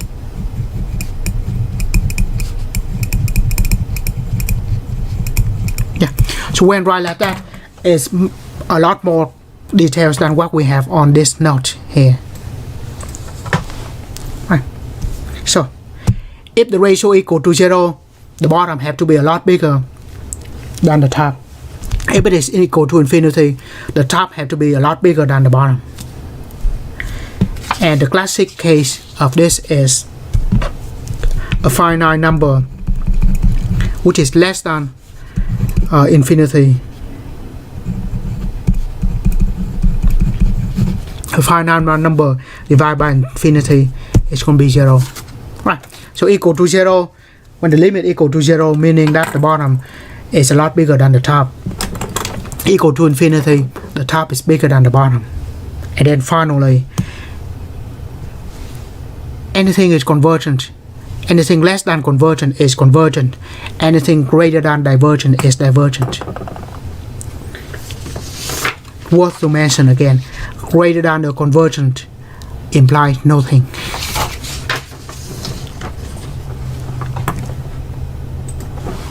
Right, B.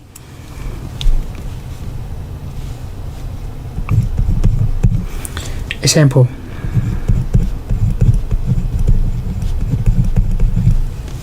Determine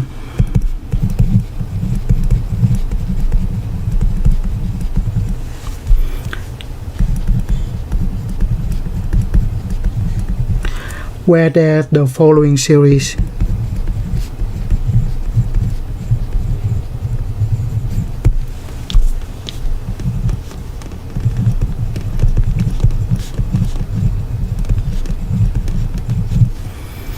Converge or diverge.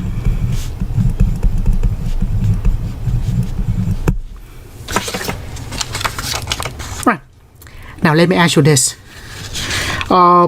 In this section we have limit comparison test. There are two tests: direct comparison test and limit comparison test.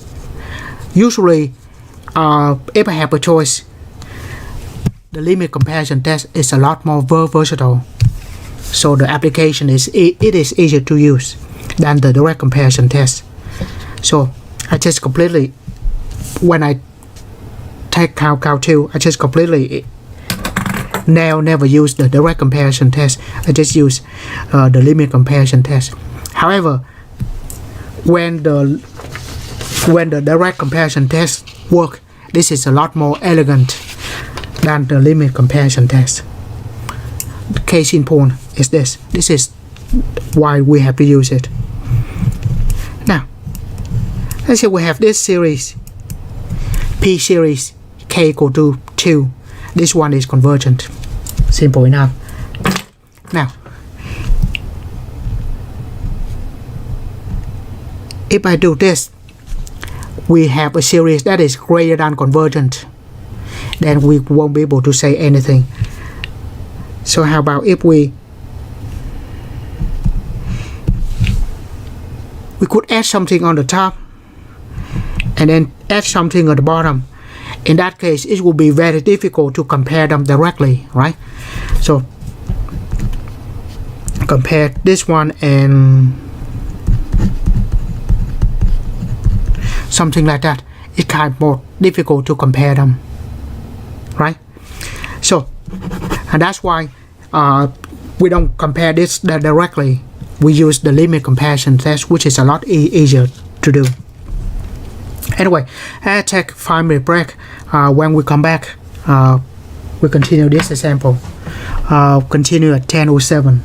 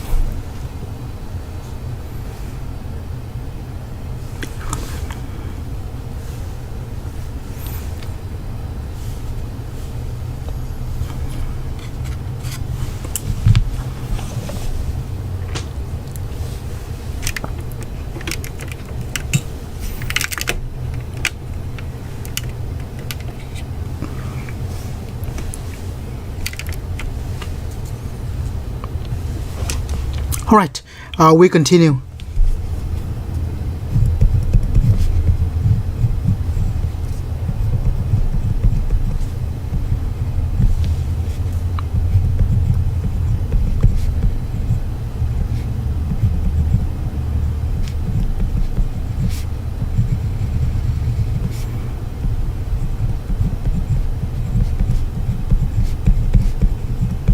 Right, so now we have this is rather complicated. If we have to compare through something, then how do we compare? So first, when we have the problem, so let that be ace of k.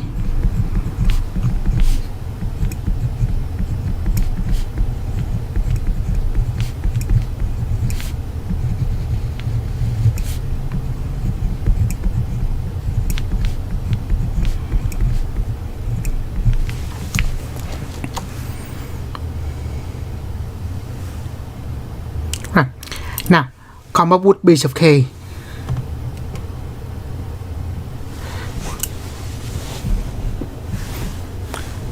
How do we do that?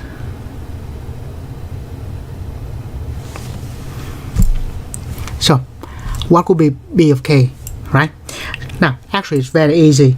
We're just going to ignore everything else. Take the highest power terms. Even ignore that constant too. Just take the highest power on top, highest power at the bottom. So we let b sub k equal to just the highest power on the top, the highest term on the top, and the highest term at the bottom. Even ignore the two. Just do that.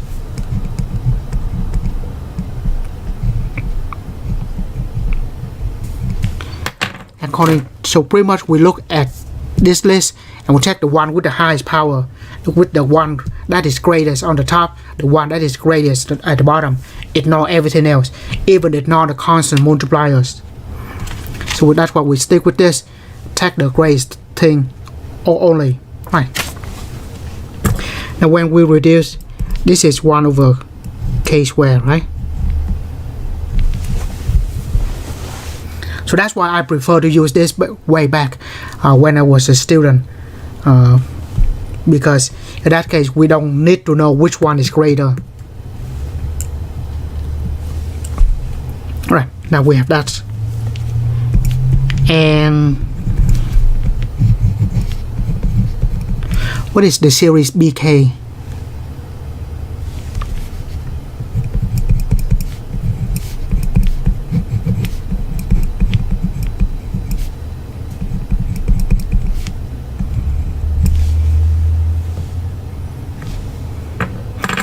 And this is a P series, right? We see more often than not. This is a P series.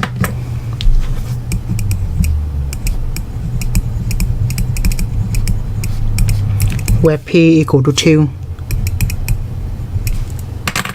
which is greater than 1.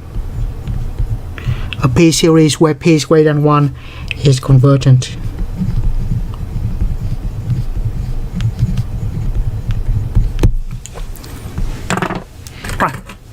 So we have a sub k and we know b sub k is convergent.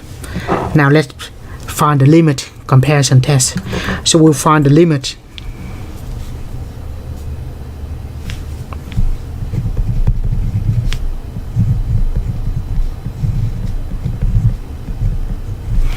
ak over bk where k goes to infinity.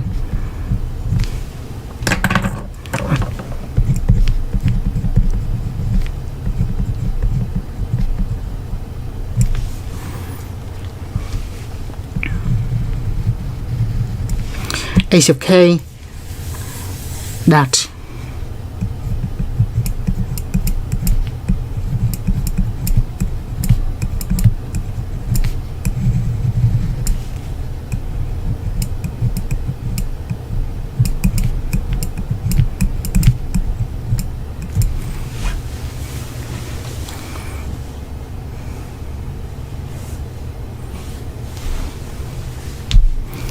and b sub k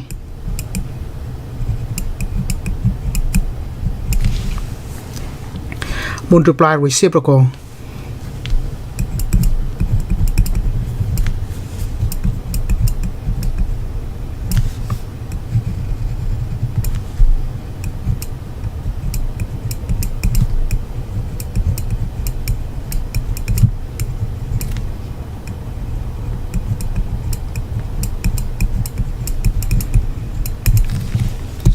multiply reciprocal, we flip them like this, and multiply straight across.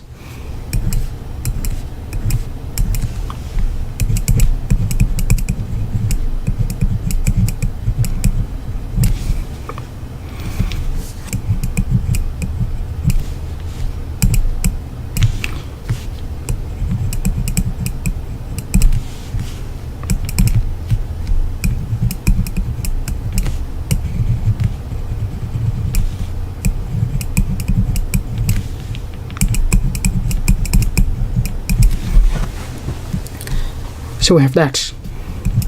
Now, to find the limit of this, we just take the one that is the greatest term on the top, the greatest term at the bottom. We're trying to find the limit. But then you said, why don't we didn't use 2 from the beginning, but we use 2 here? You may ask that question. The thing is, here we find the limit, we actually have to use that number because that affecting the limit. On here we just choose piece of k, so whether we choose the 2 or not, it doesn't matter, kind of. Or we put 5 here, it doesn't matter as well. Like I said, constant multipliers, we do not need to put that on piece of k. But when we try to find the limit, 2 is part of the greatest term, so we should include the 2.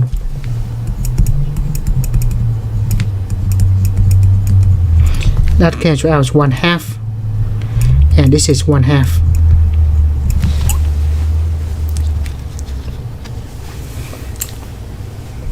Now, let's go back to this first. If we divide something and we take the limit of a ratio, if the limit equal to, now what we're looking at is this term.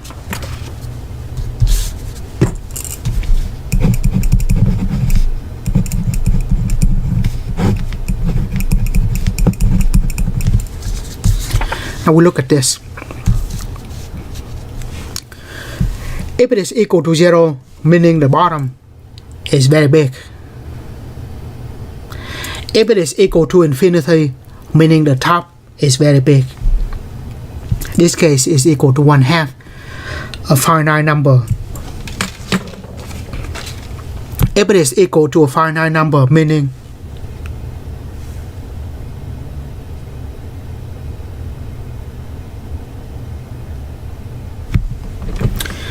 it was square, right? Sorry. Yeah, I just copied it wrong. It is not affecting our problem though. Yeah, sorry. The original problem is it's a square, not a cube. Right, thanks. Yeah.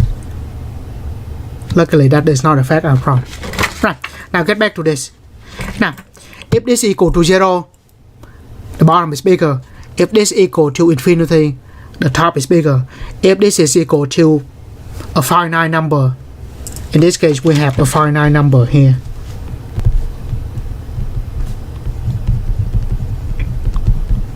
If it is equal to finite, meaning that the top and bottom have to be at a comparable rate. I mean comparable. This is finite. So we write since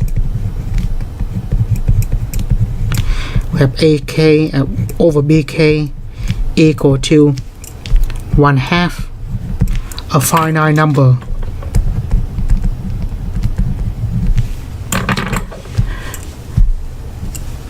The series are compatible.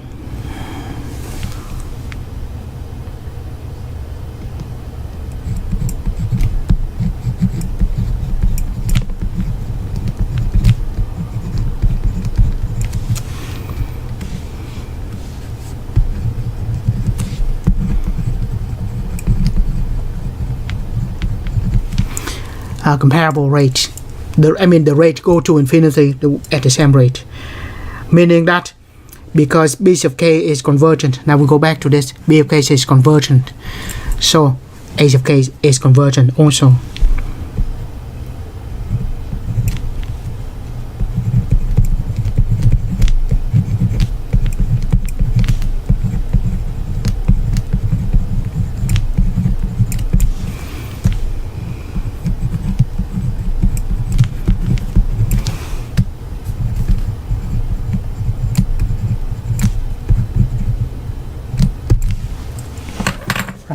So that is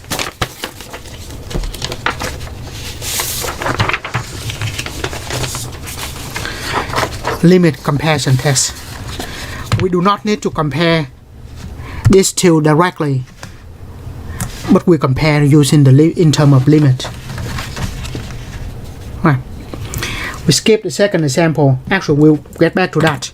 Now I want to do something easier.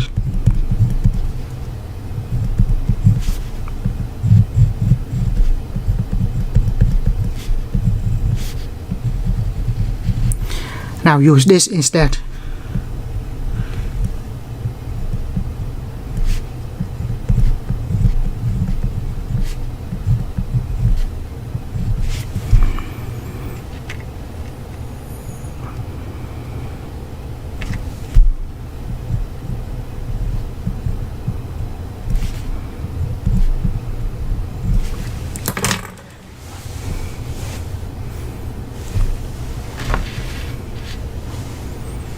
Right. So I just make up this problem. So as always, let that be a of k. So we don't have to write that every single time.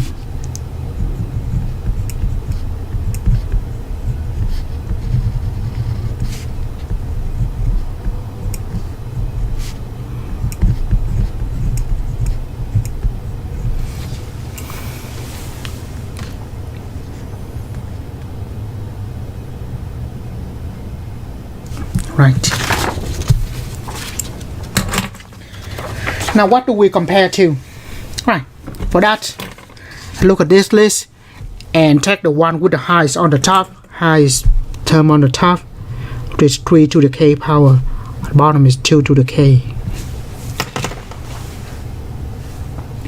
And put them together, we have b of k. Right? So simple enough. Like I said, on the test, you should have this somewhere that you can refer to.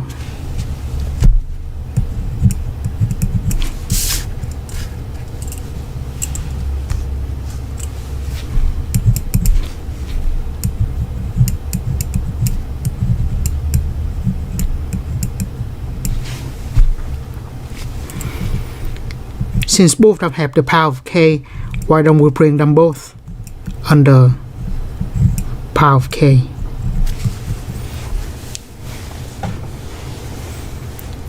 Right? Yeah. So original series, just drop everything that doesn't matter. Take the one with the greatest highest on the top, highest at the bottom.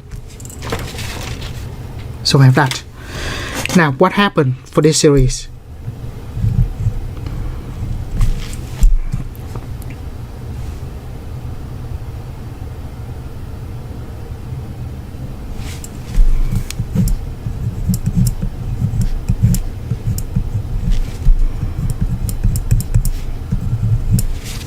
So what kind of series is this? So previously we compare this with a p series where p equal to 2, and so that is convergent. So what kind of series is this? Obviously it's not a p series. A p series is 1 over k to the p. This is not that. What this actually is, this one is a geometric series.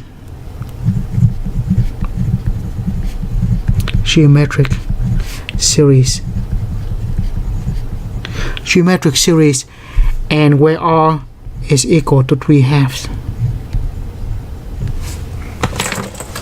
So what happened if r equal to 3/2 to geometric series? I don't know what page this, but okay. geometric series, if the ratio, absolute value of the ratio bigger than 1, it is divergence. So since this is bigger than 1, that is divergent.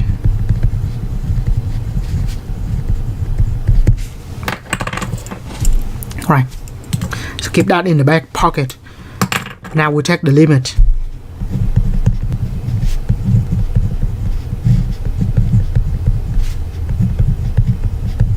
Of a sub k over b sub k.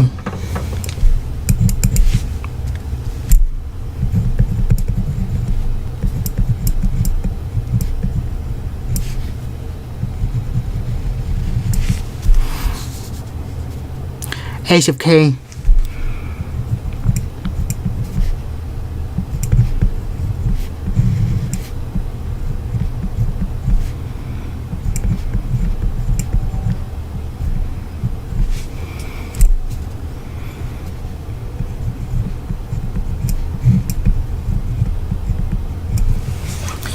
right, multiply reciprocal.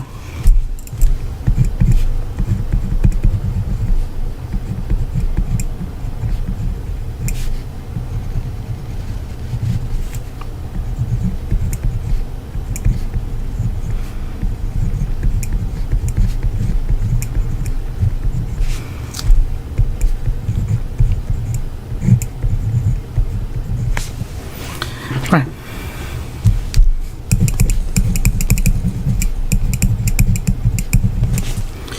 And like I said, this is extremely important list. When we said 3 to the k, that actually is this term, where the base is constant. A is bigger than 1. Yeah, b is bigger than 1. Both of those are constant.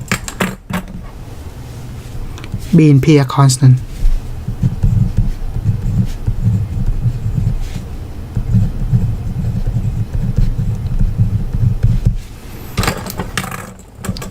So if it's bigger than the others, so pretty much we just take the highest one on top, highest at the bottom, and we just ignore the other two.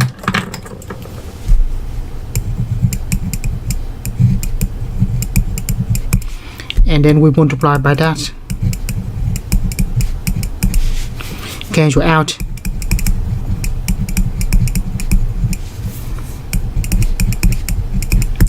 So it is equal to 1, which is finite.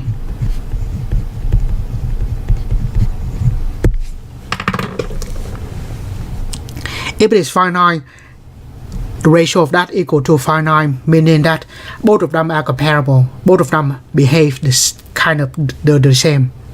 They behave the same, meaning that since this guy diverges, the a sub k diverges as well.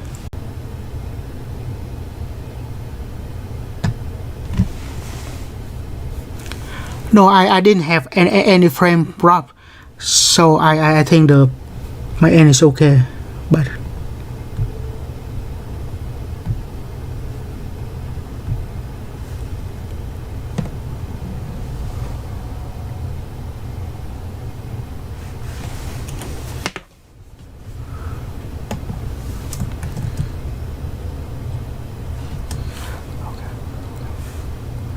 right. So actually, yeah, there's no frame drop, but the stream reset.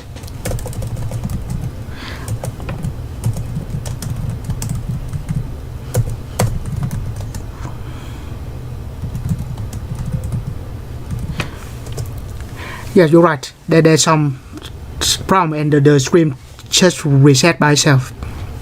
I don't know why.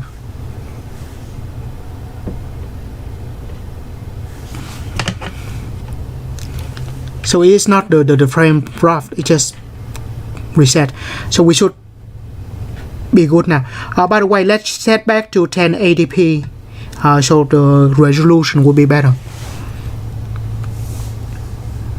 Right, so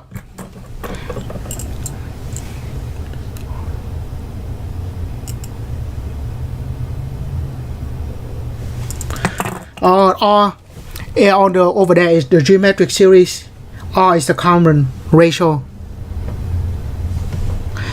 And if the ratio bigger than 1, absolute value is bigger than 1, then it is divergent. So this is not a P series, this is a geometric series, different series.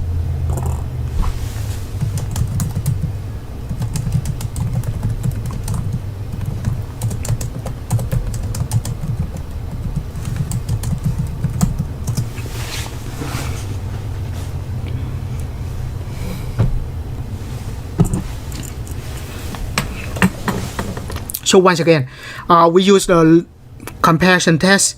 Usually, I prefer limit comparison test. And when we have a bunch of ratio, usually, the ratio of two functions,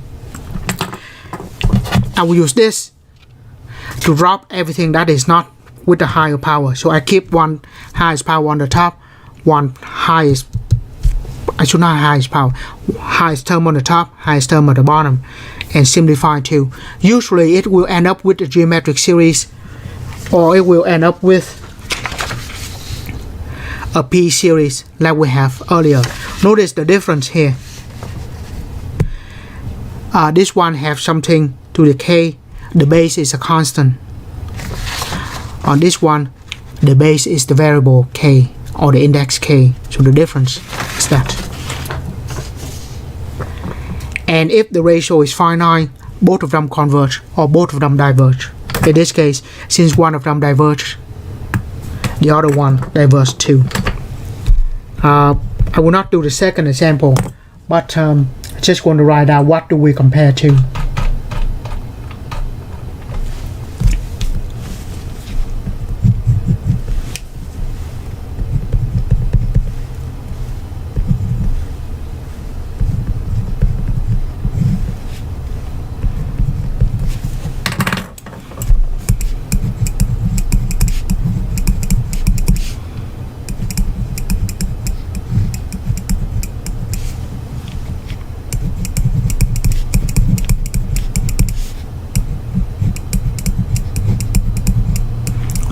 I'm not going to do it, but I'm just going to write this out.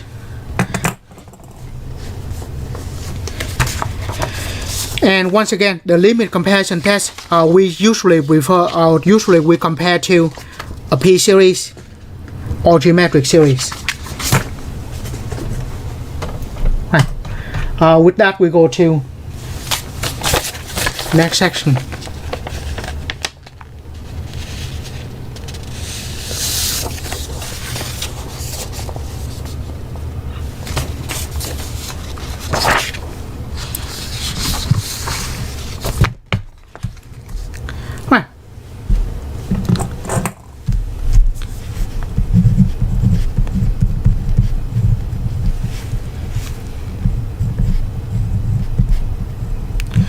Ten point 6. Alternating series.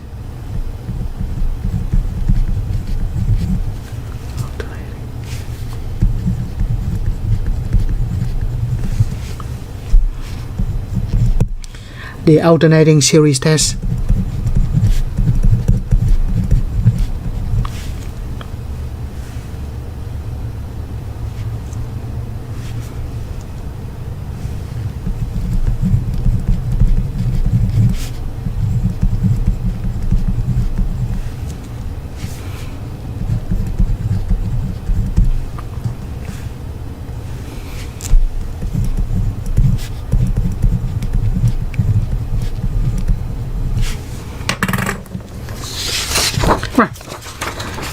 By the way, out of all those tests, this one probably the most obvious, because when we see it, we know we have to use it.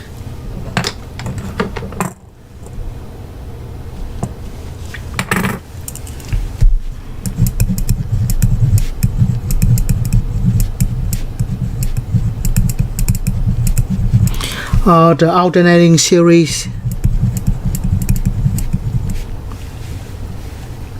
in this form.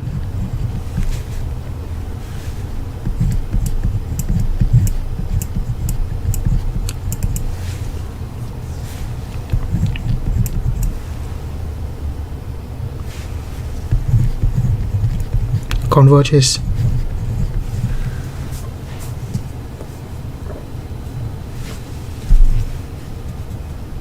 If we have two things,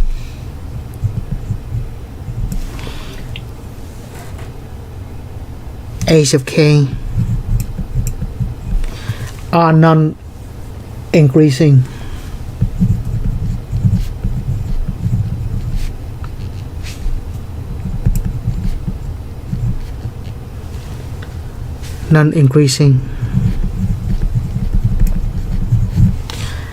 and then the n term has to go to 0.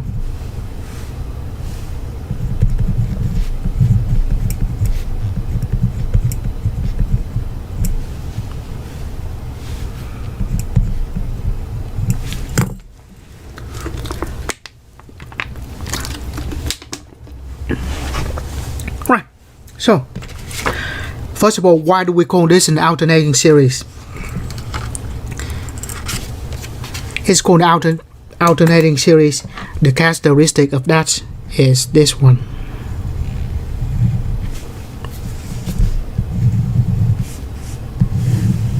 It is alternating because of that term. So if we have -1 to a positive power, to the odd power, it will be negative. A -1 to an even power is positive, and -1 cubed is negative. So pretty much it is called an alternating series because the sign alternating from positive to negative, right?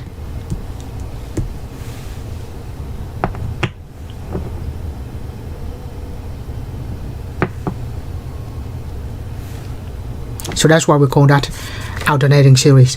By the way, when the reason we try to isolate that out, so we have a of k is going to be positive.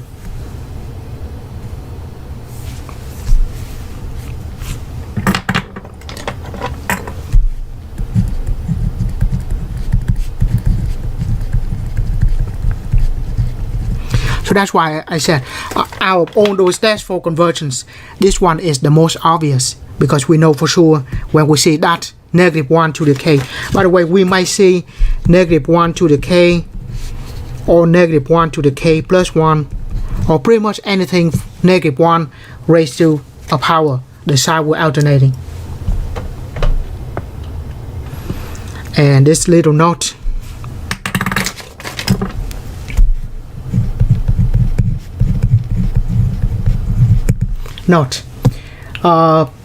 we need both of them for it to be convergent. If one of them fails, the series diverge.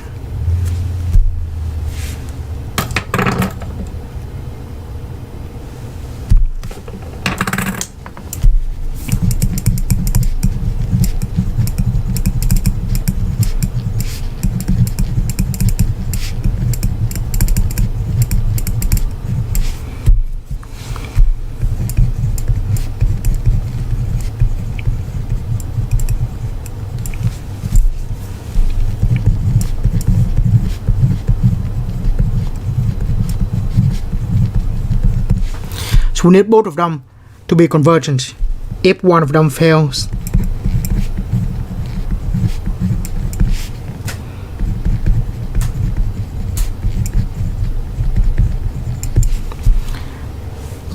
then the series diverge.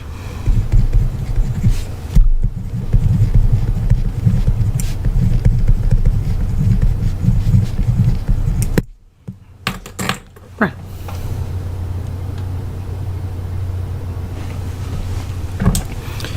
First example.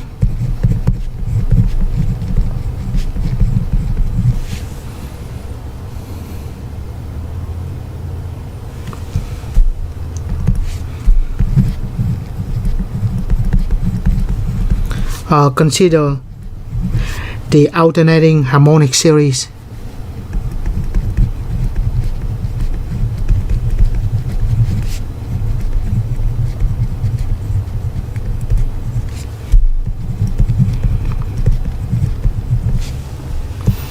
The alternating harmonic series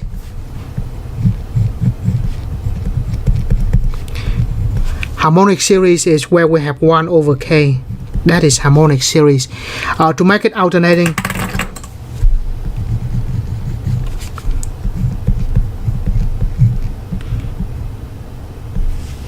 just going to add that part into it.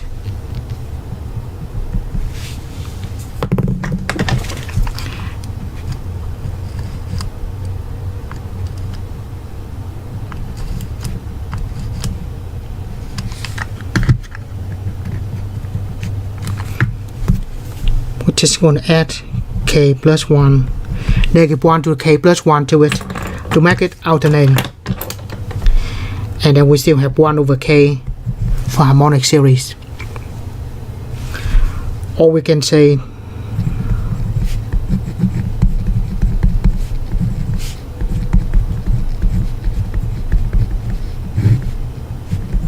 yeah, they are not all the date exactly equal to. Right, so we can use either one of them. Right, so that's why we said when we look at the problem, if it is alternating series, we see right away because of that. So the first thing we do is just isolate and let h of k equal to whatever left after we isolate the alternating term, the negative 1 to the k, or k plus 1. Right, now that. Then we will ask you 2 questions. First one, is this one are non-increasing?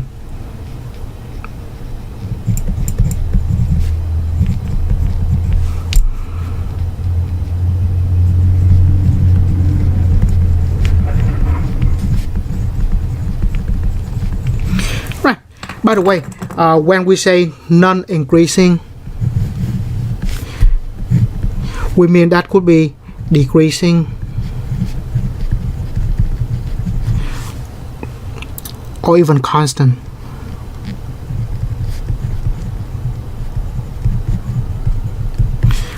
Meaning that we might have it's flat and then it decrease and then it flat again and it decrease and then flat again. So that's okay to have it like this, as long as we don't have anything going up. That is non-increasing. So we don't have anything going up. That's good. Right, now what's that? 1 over k. As k increase, the bottom getting bigger, the ratio getting smaller, right?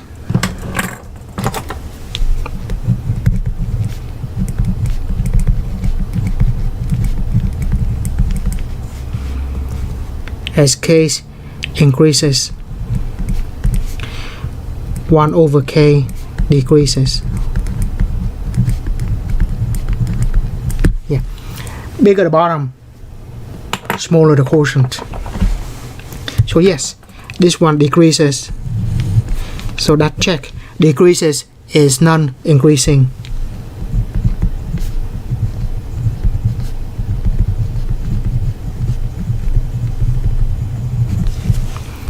So the first checkbox checked. Second, does the limit goes to 0 though?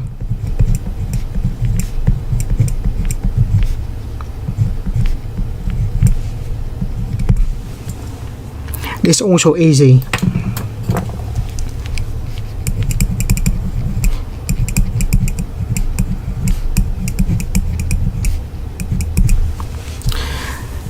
Obviously, if we put in infinity, a finite divided by infinity is 0. So this check as well.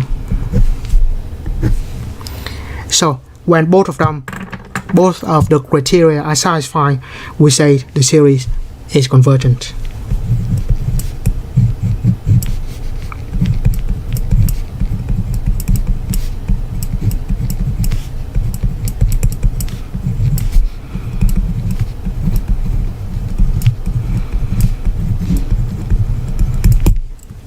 So that's why I said out of all.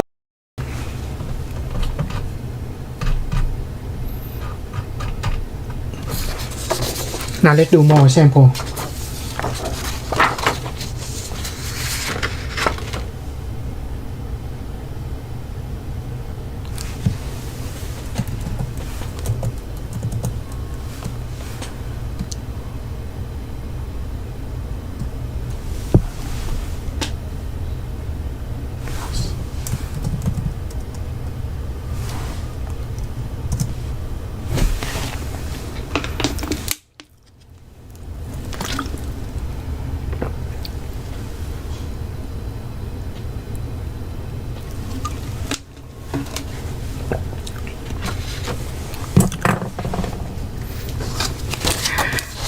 I forgot to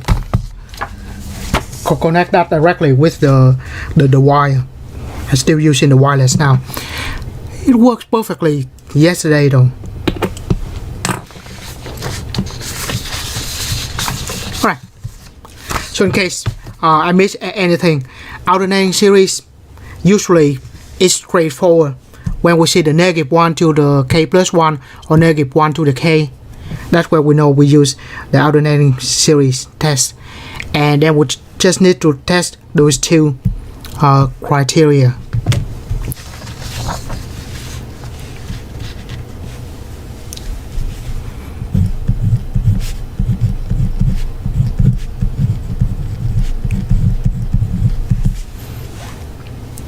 By the way, my computer and the modem like 50 feet apart.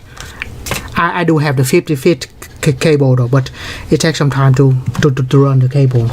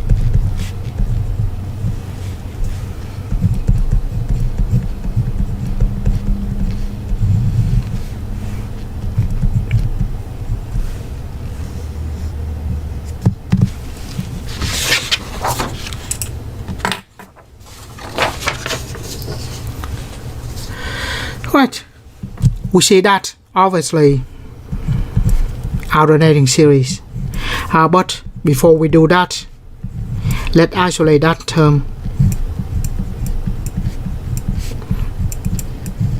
Just put that aside and going to write like this instead.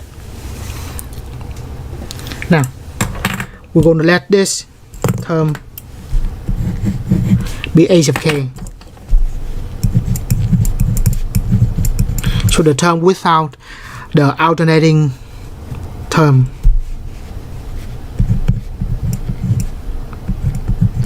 Notice that we let a of k, not the whole term in the series, but all the term without the alternating device, the -1 to the k plus 1.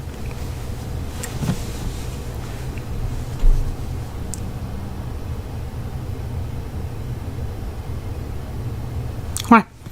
And then I ask you those two questions again. Is a of k non-increasing?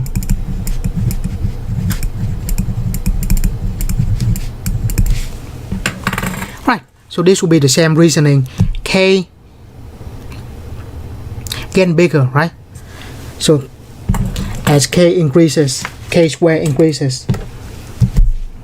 Or we just say it right like this: as k increases, k square increases. So the bottom getting bigger, so the whole thing goes to the whole thing getting smaller.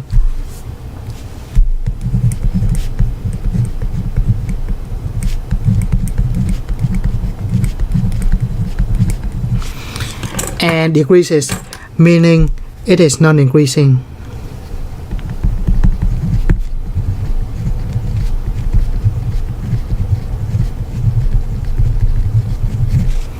So yes. Second box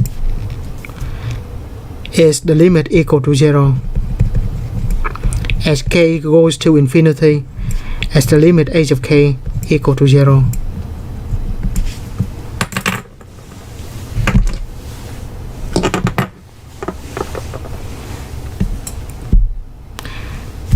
That's very simple.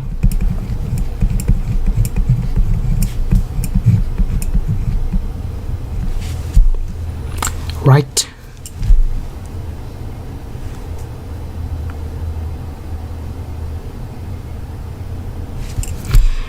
And just put in k. Let's see what happened. Finite over infinity. So yes, that equal to 0.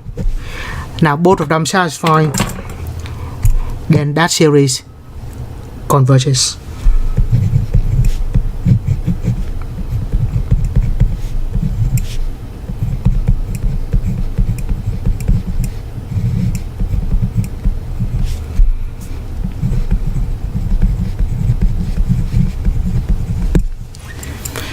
I said, out of all of those tests, this one is the most obvious and easy to apply. The most easy to apply. Right. What if we don't have a series? We have something like this instead. We still do see the alternating signs, positive, negative, positive, negative, positive, and of course so on. I will rewrite this first. 2 over 1, 3 over 2, 4 over 3, 5 over 4. Right. If we have to put this in the series, ignore the signs though. The top is always one more than the bottom, right? So if the top is one more than the bottom, we're just going to write like that, right? All of them. Now, where do we start? The first term is when k equal to 1, right? Bottom equal to 1. We start with k equal to 1, so we have that term. Now we just need the thing that will change the size. -1 to the k. If we're going to write like that, when we put 1 in, -1 to the first power is -1. But it's not. The first term is negative. The first term is positive. So we either need to have the +1 or -1. So we're going to write like that. Either we write -1 to the k plus 1 or -1 to the k minus 1. It does the same thing, because they are equal, both equal to the same thing. Right. Now when we write like this, obviously a sub k is equal to the one without the alternating device. Now let's do two things. First is a sub k non-increasing.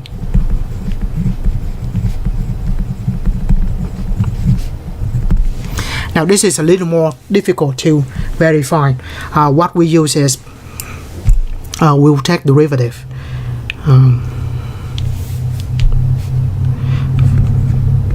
Because we don't have a constant on top or bottom to reasoning. Let the function be x plus 1 over x. We'll take derivative.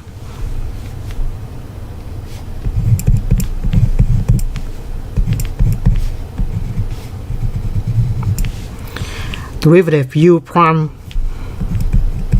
v minus u v prime over v square. So we have x minus x minus 1 over x squared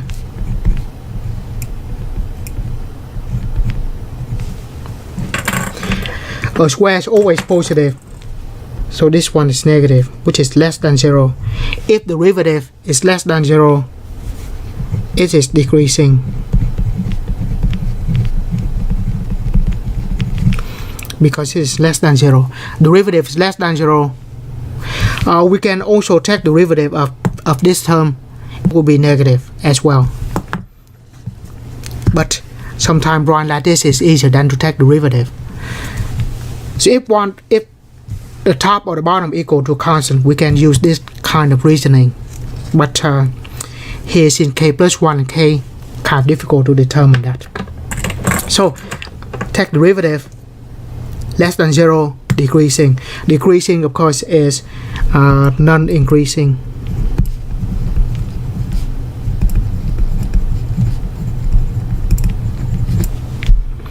That means this is good. The second one, what will be the limit as k goes to infinity? Is that equal to 0?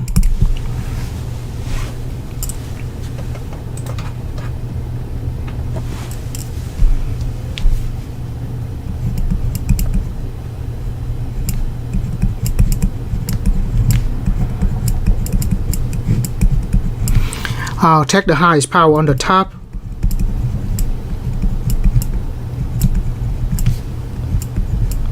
Highest power at the bottom. That cancel out.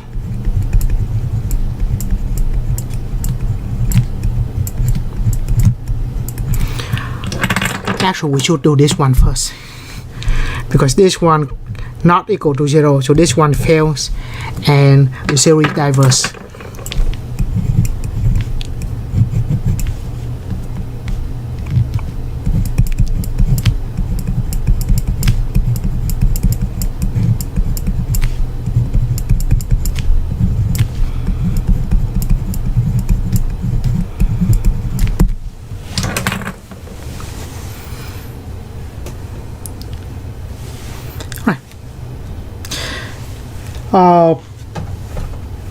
This problem probably take about more time than what we have for the remaining of the class. So I'm going to stop here. We pick this up on Monday. Right. On the schedule thing, today is the first day of May. The test, as mentioned before, up the day we take the test according to the schedule is on the 15th, so we have about 2 weeks. By about, I mean exactly 2 weeks from today. So test 3, I posted test 2 already. Test 3 will be posted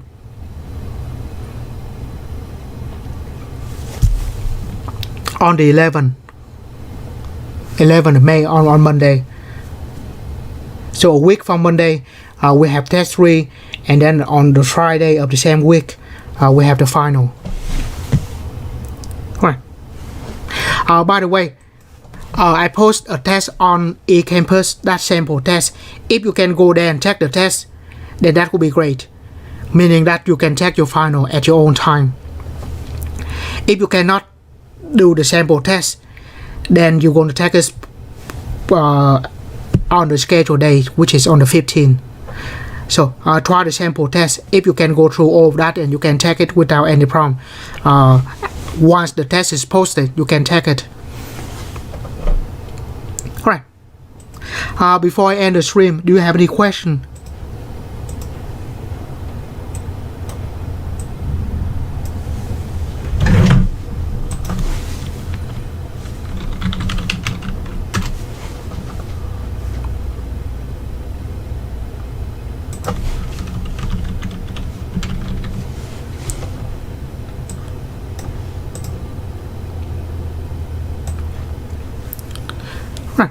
So I posted the test 2 review a while ago. I always recommend that you finish the test review before you actually take the test. On the final, I will not have any review for the final. I'll just look at the old problem.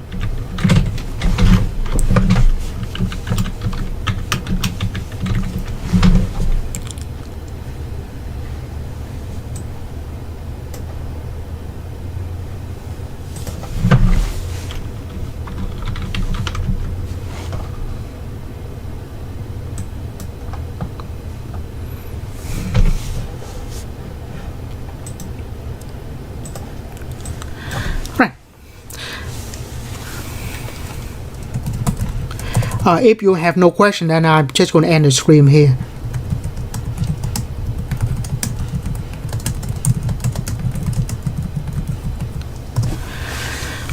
Have a good weekend. Good luck on your test.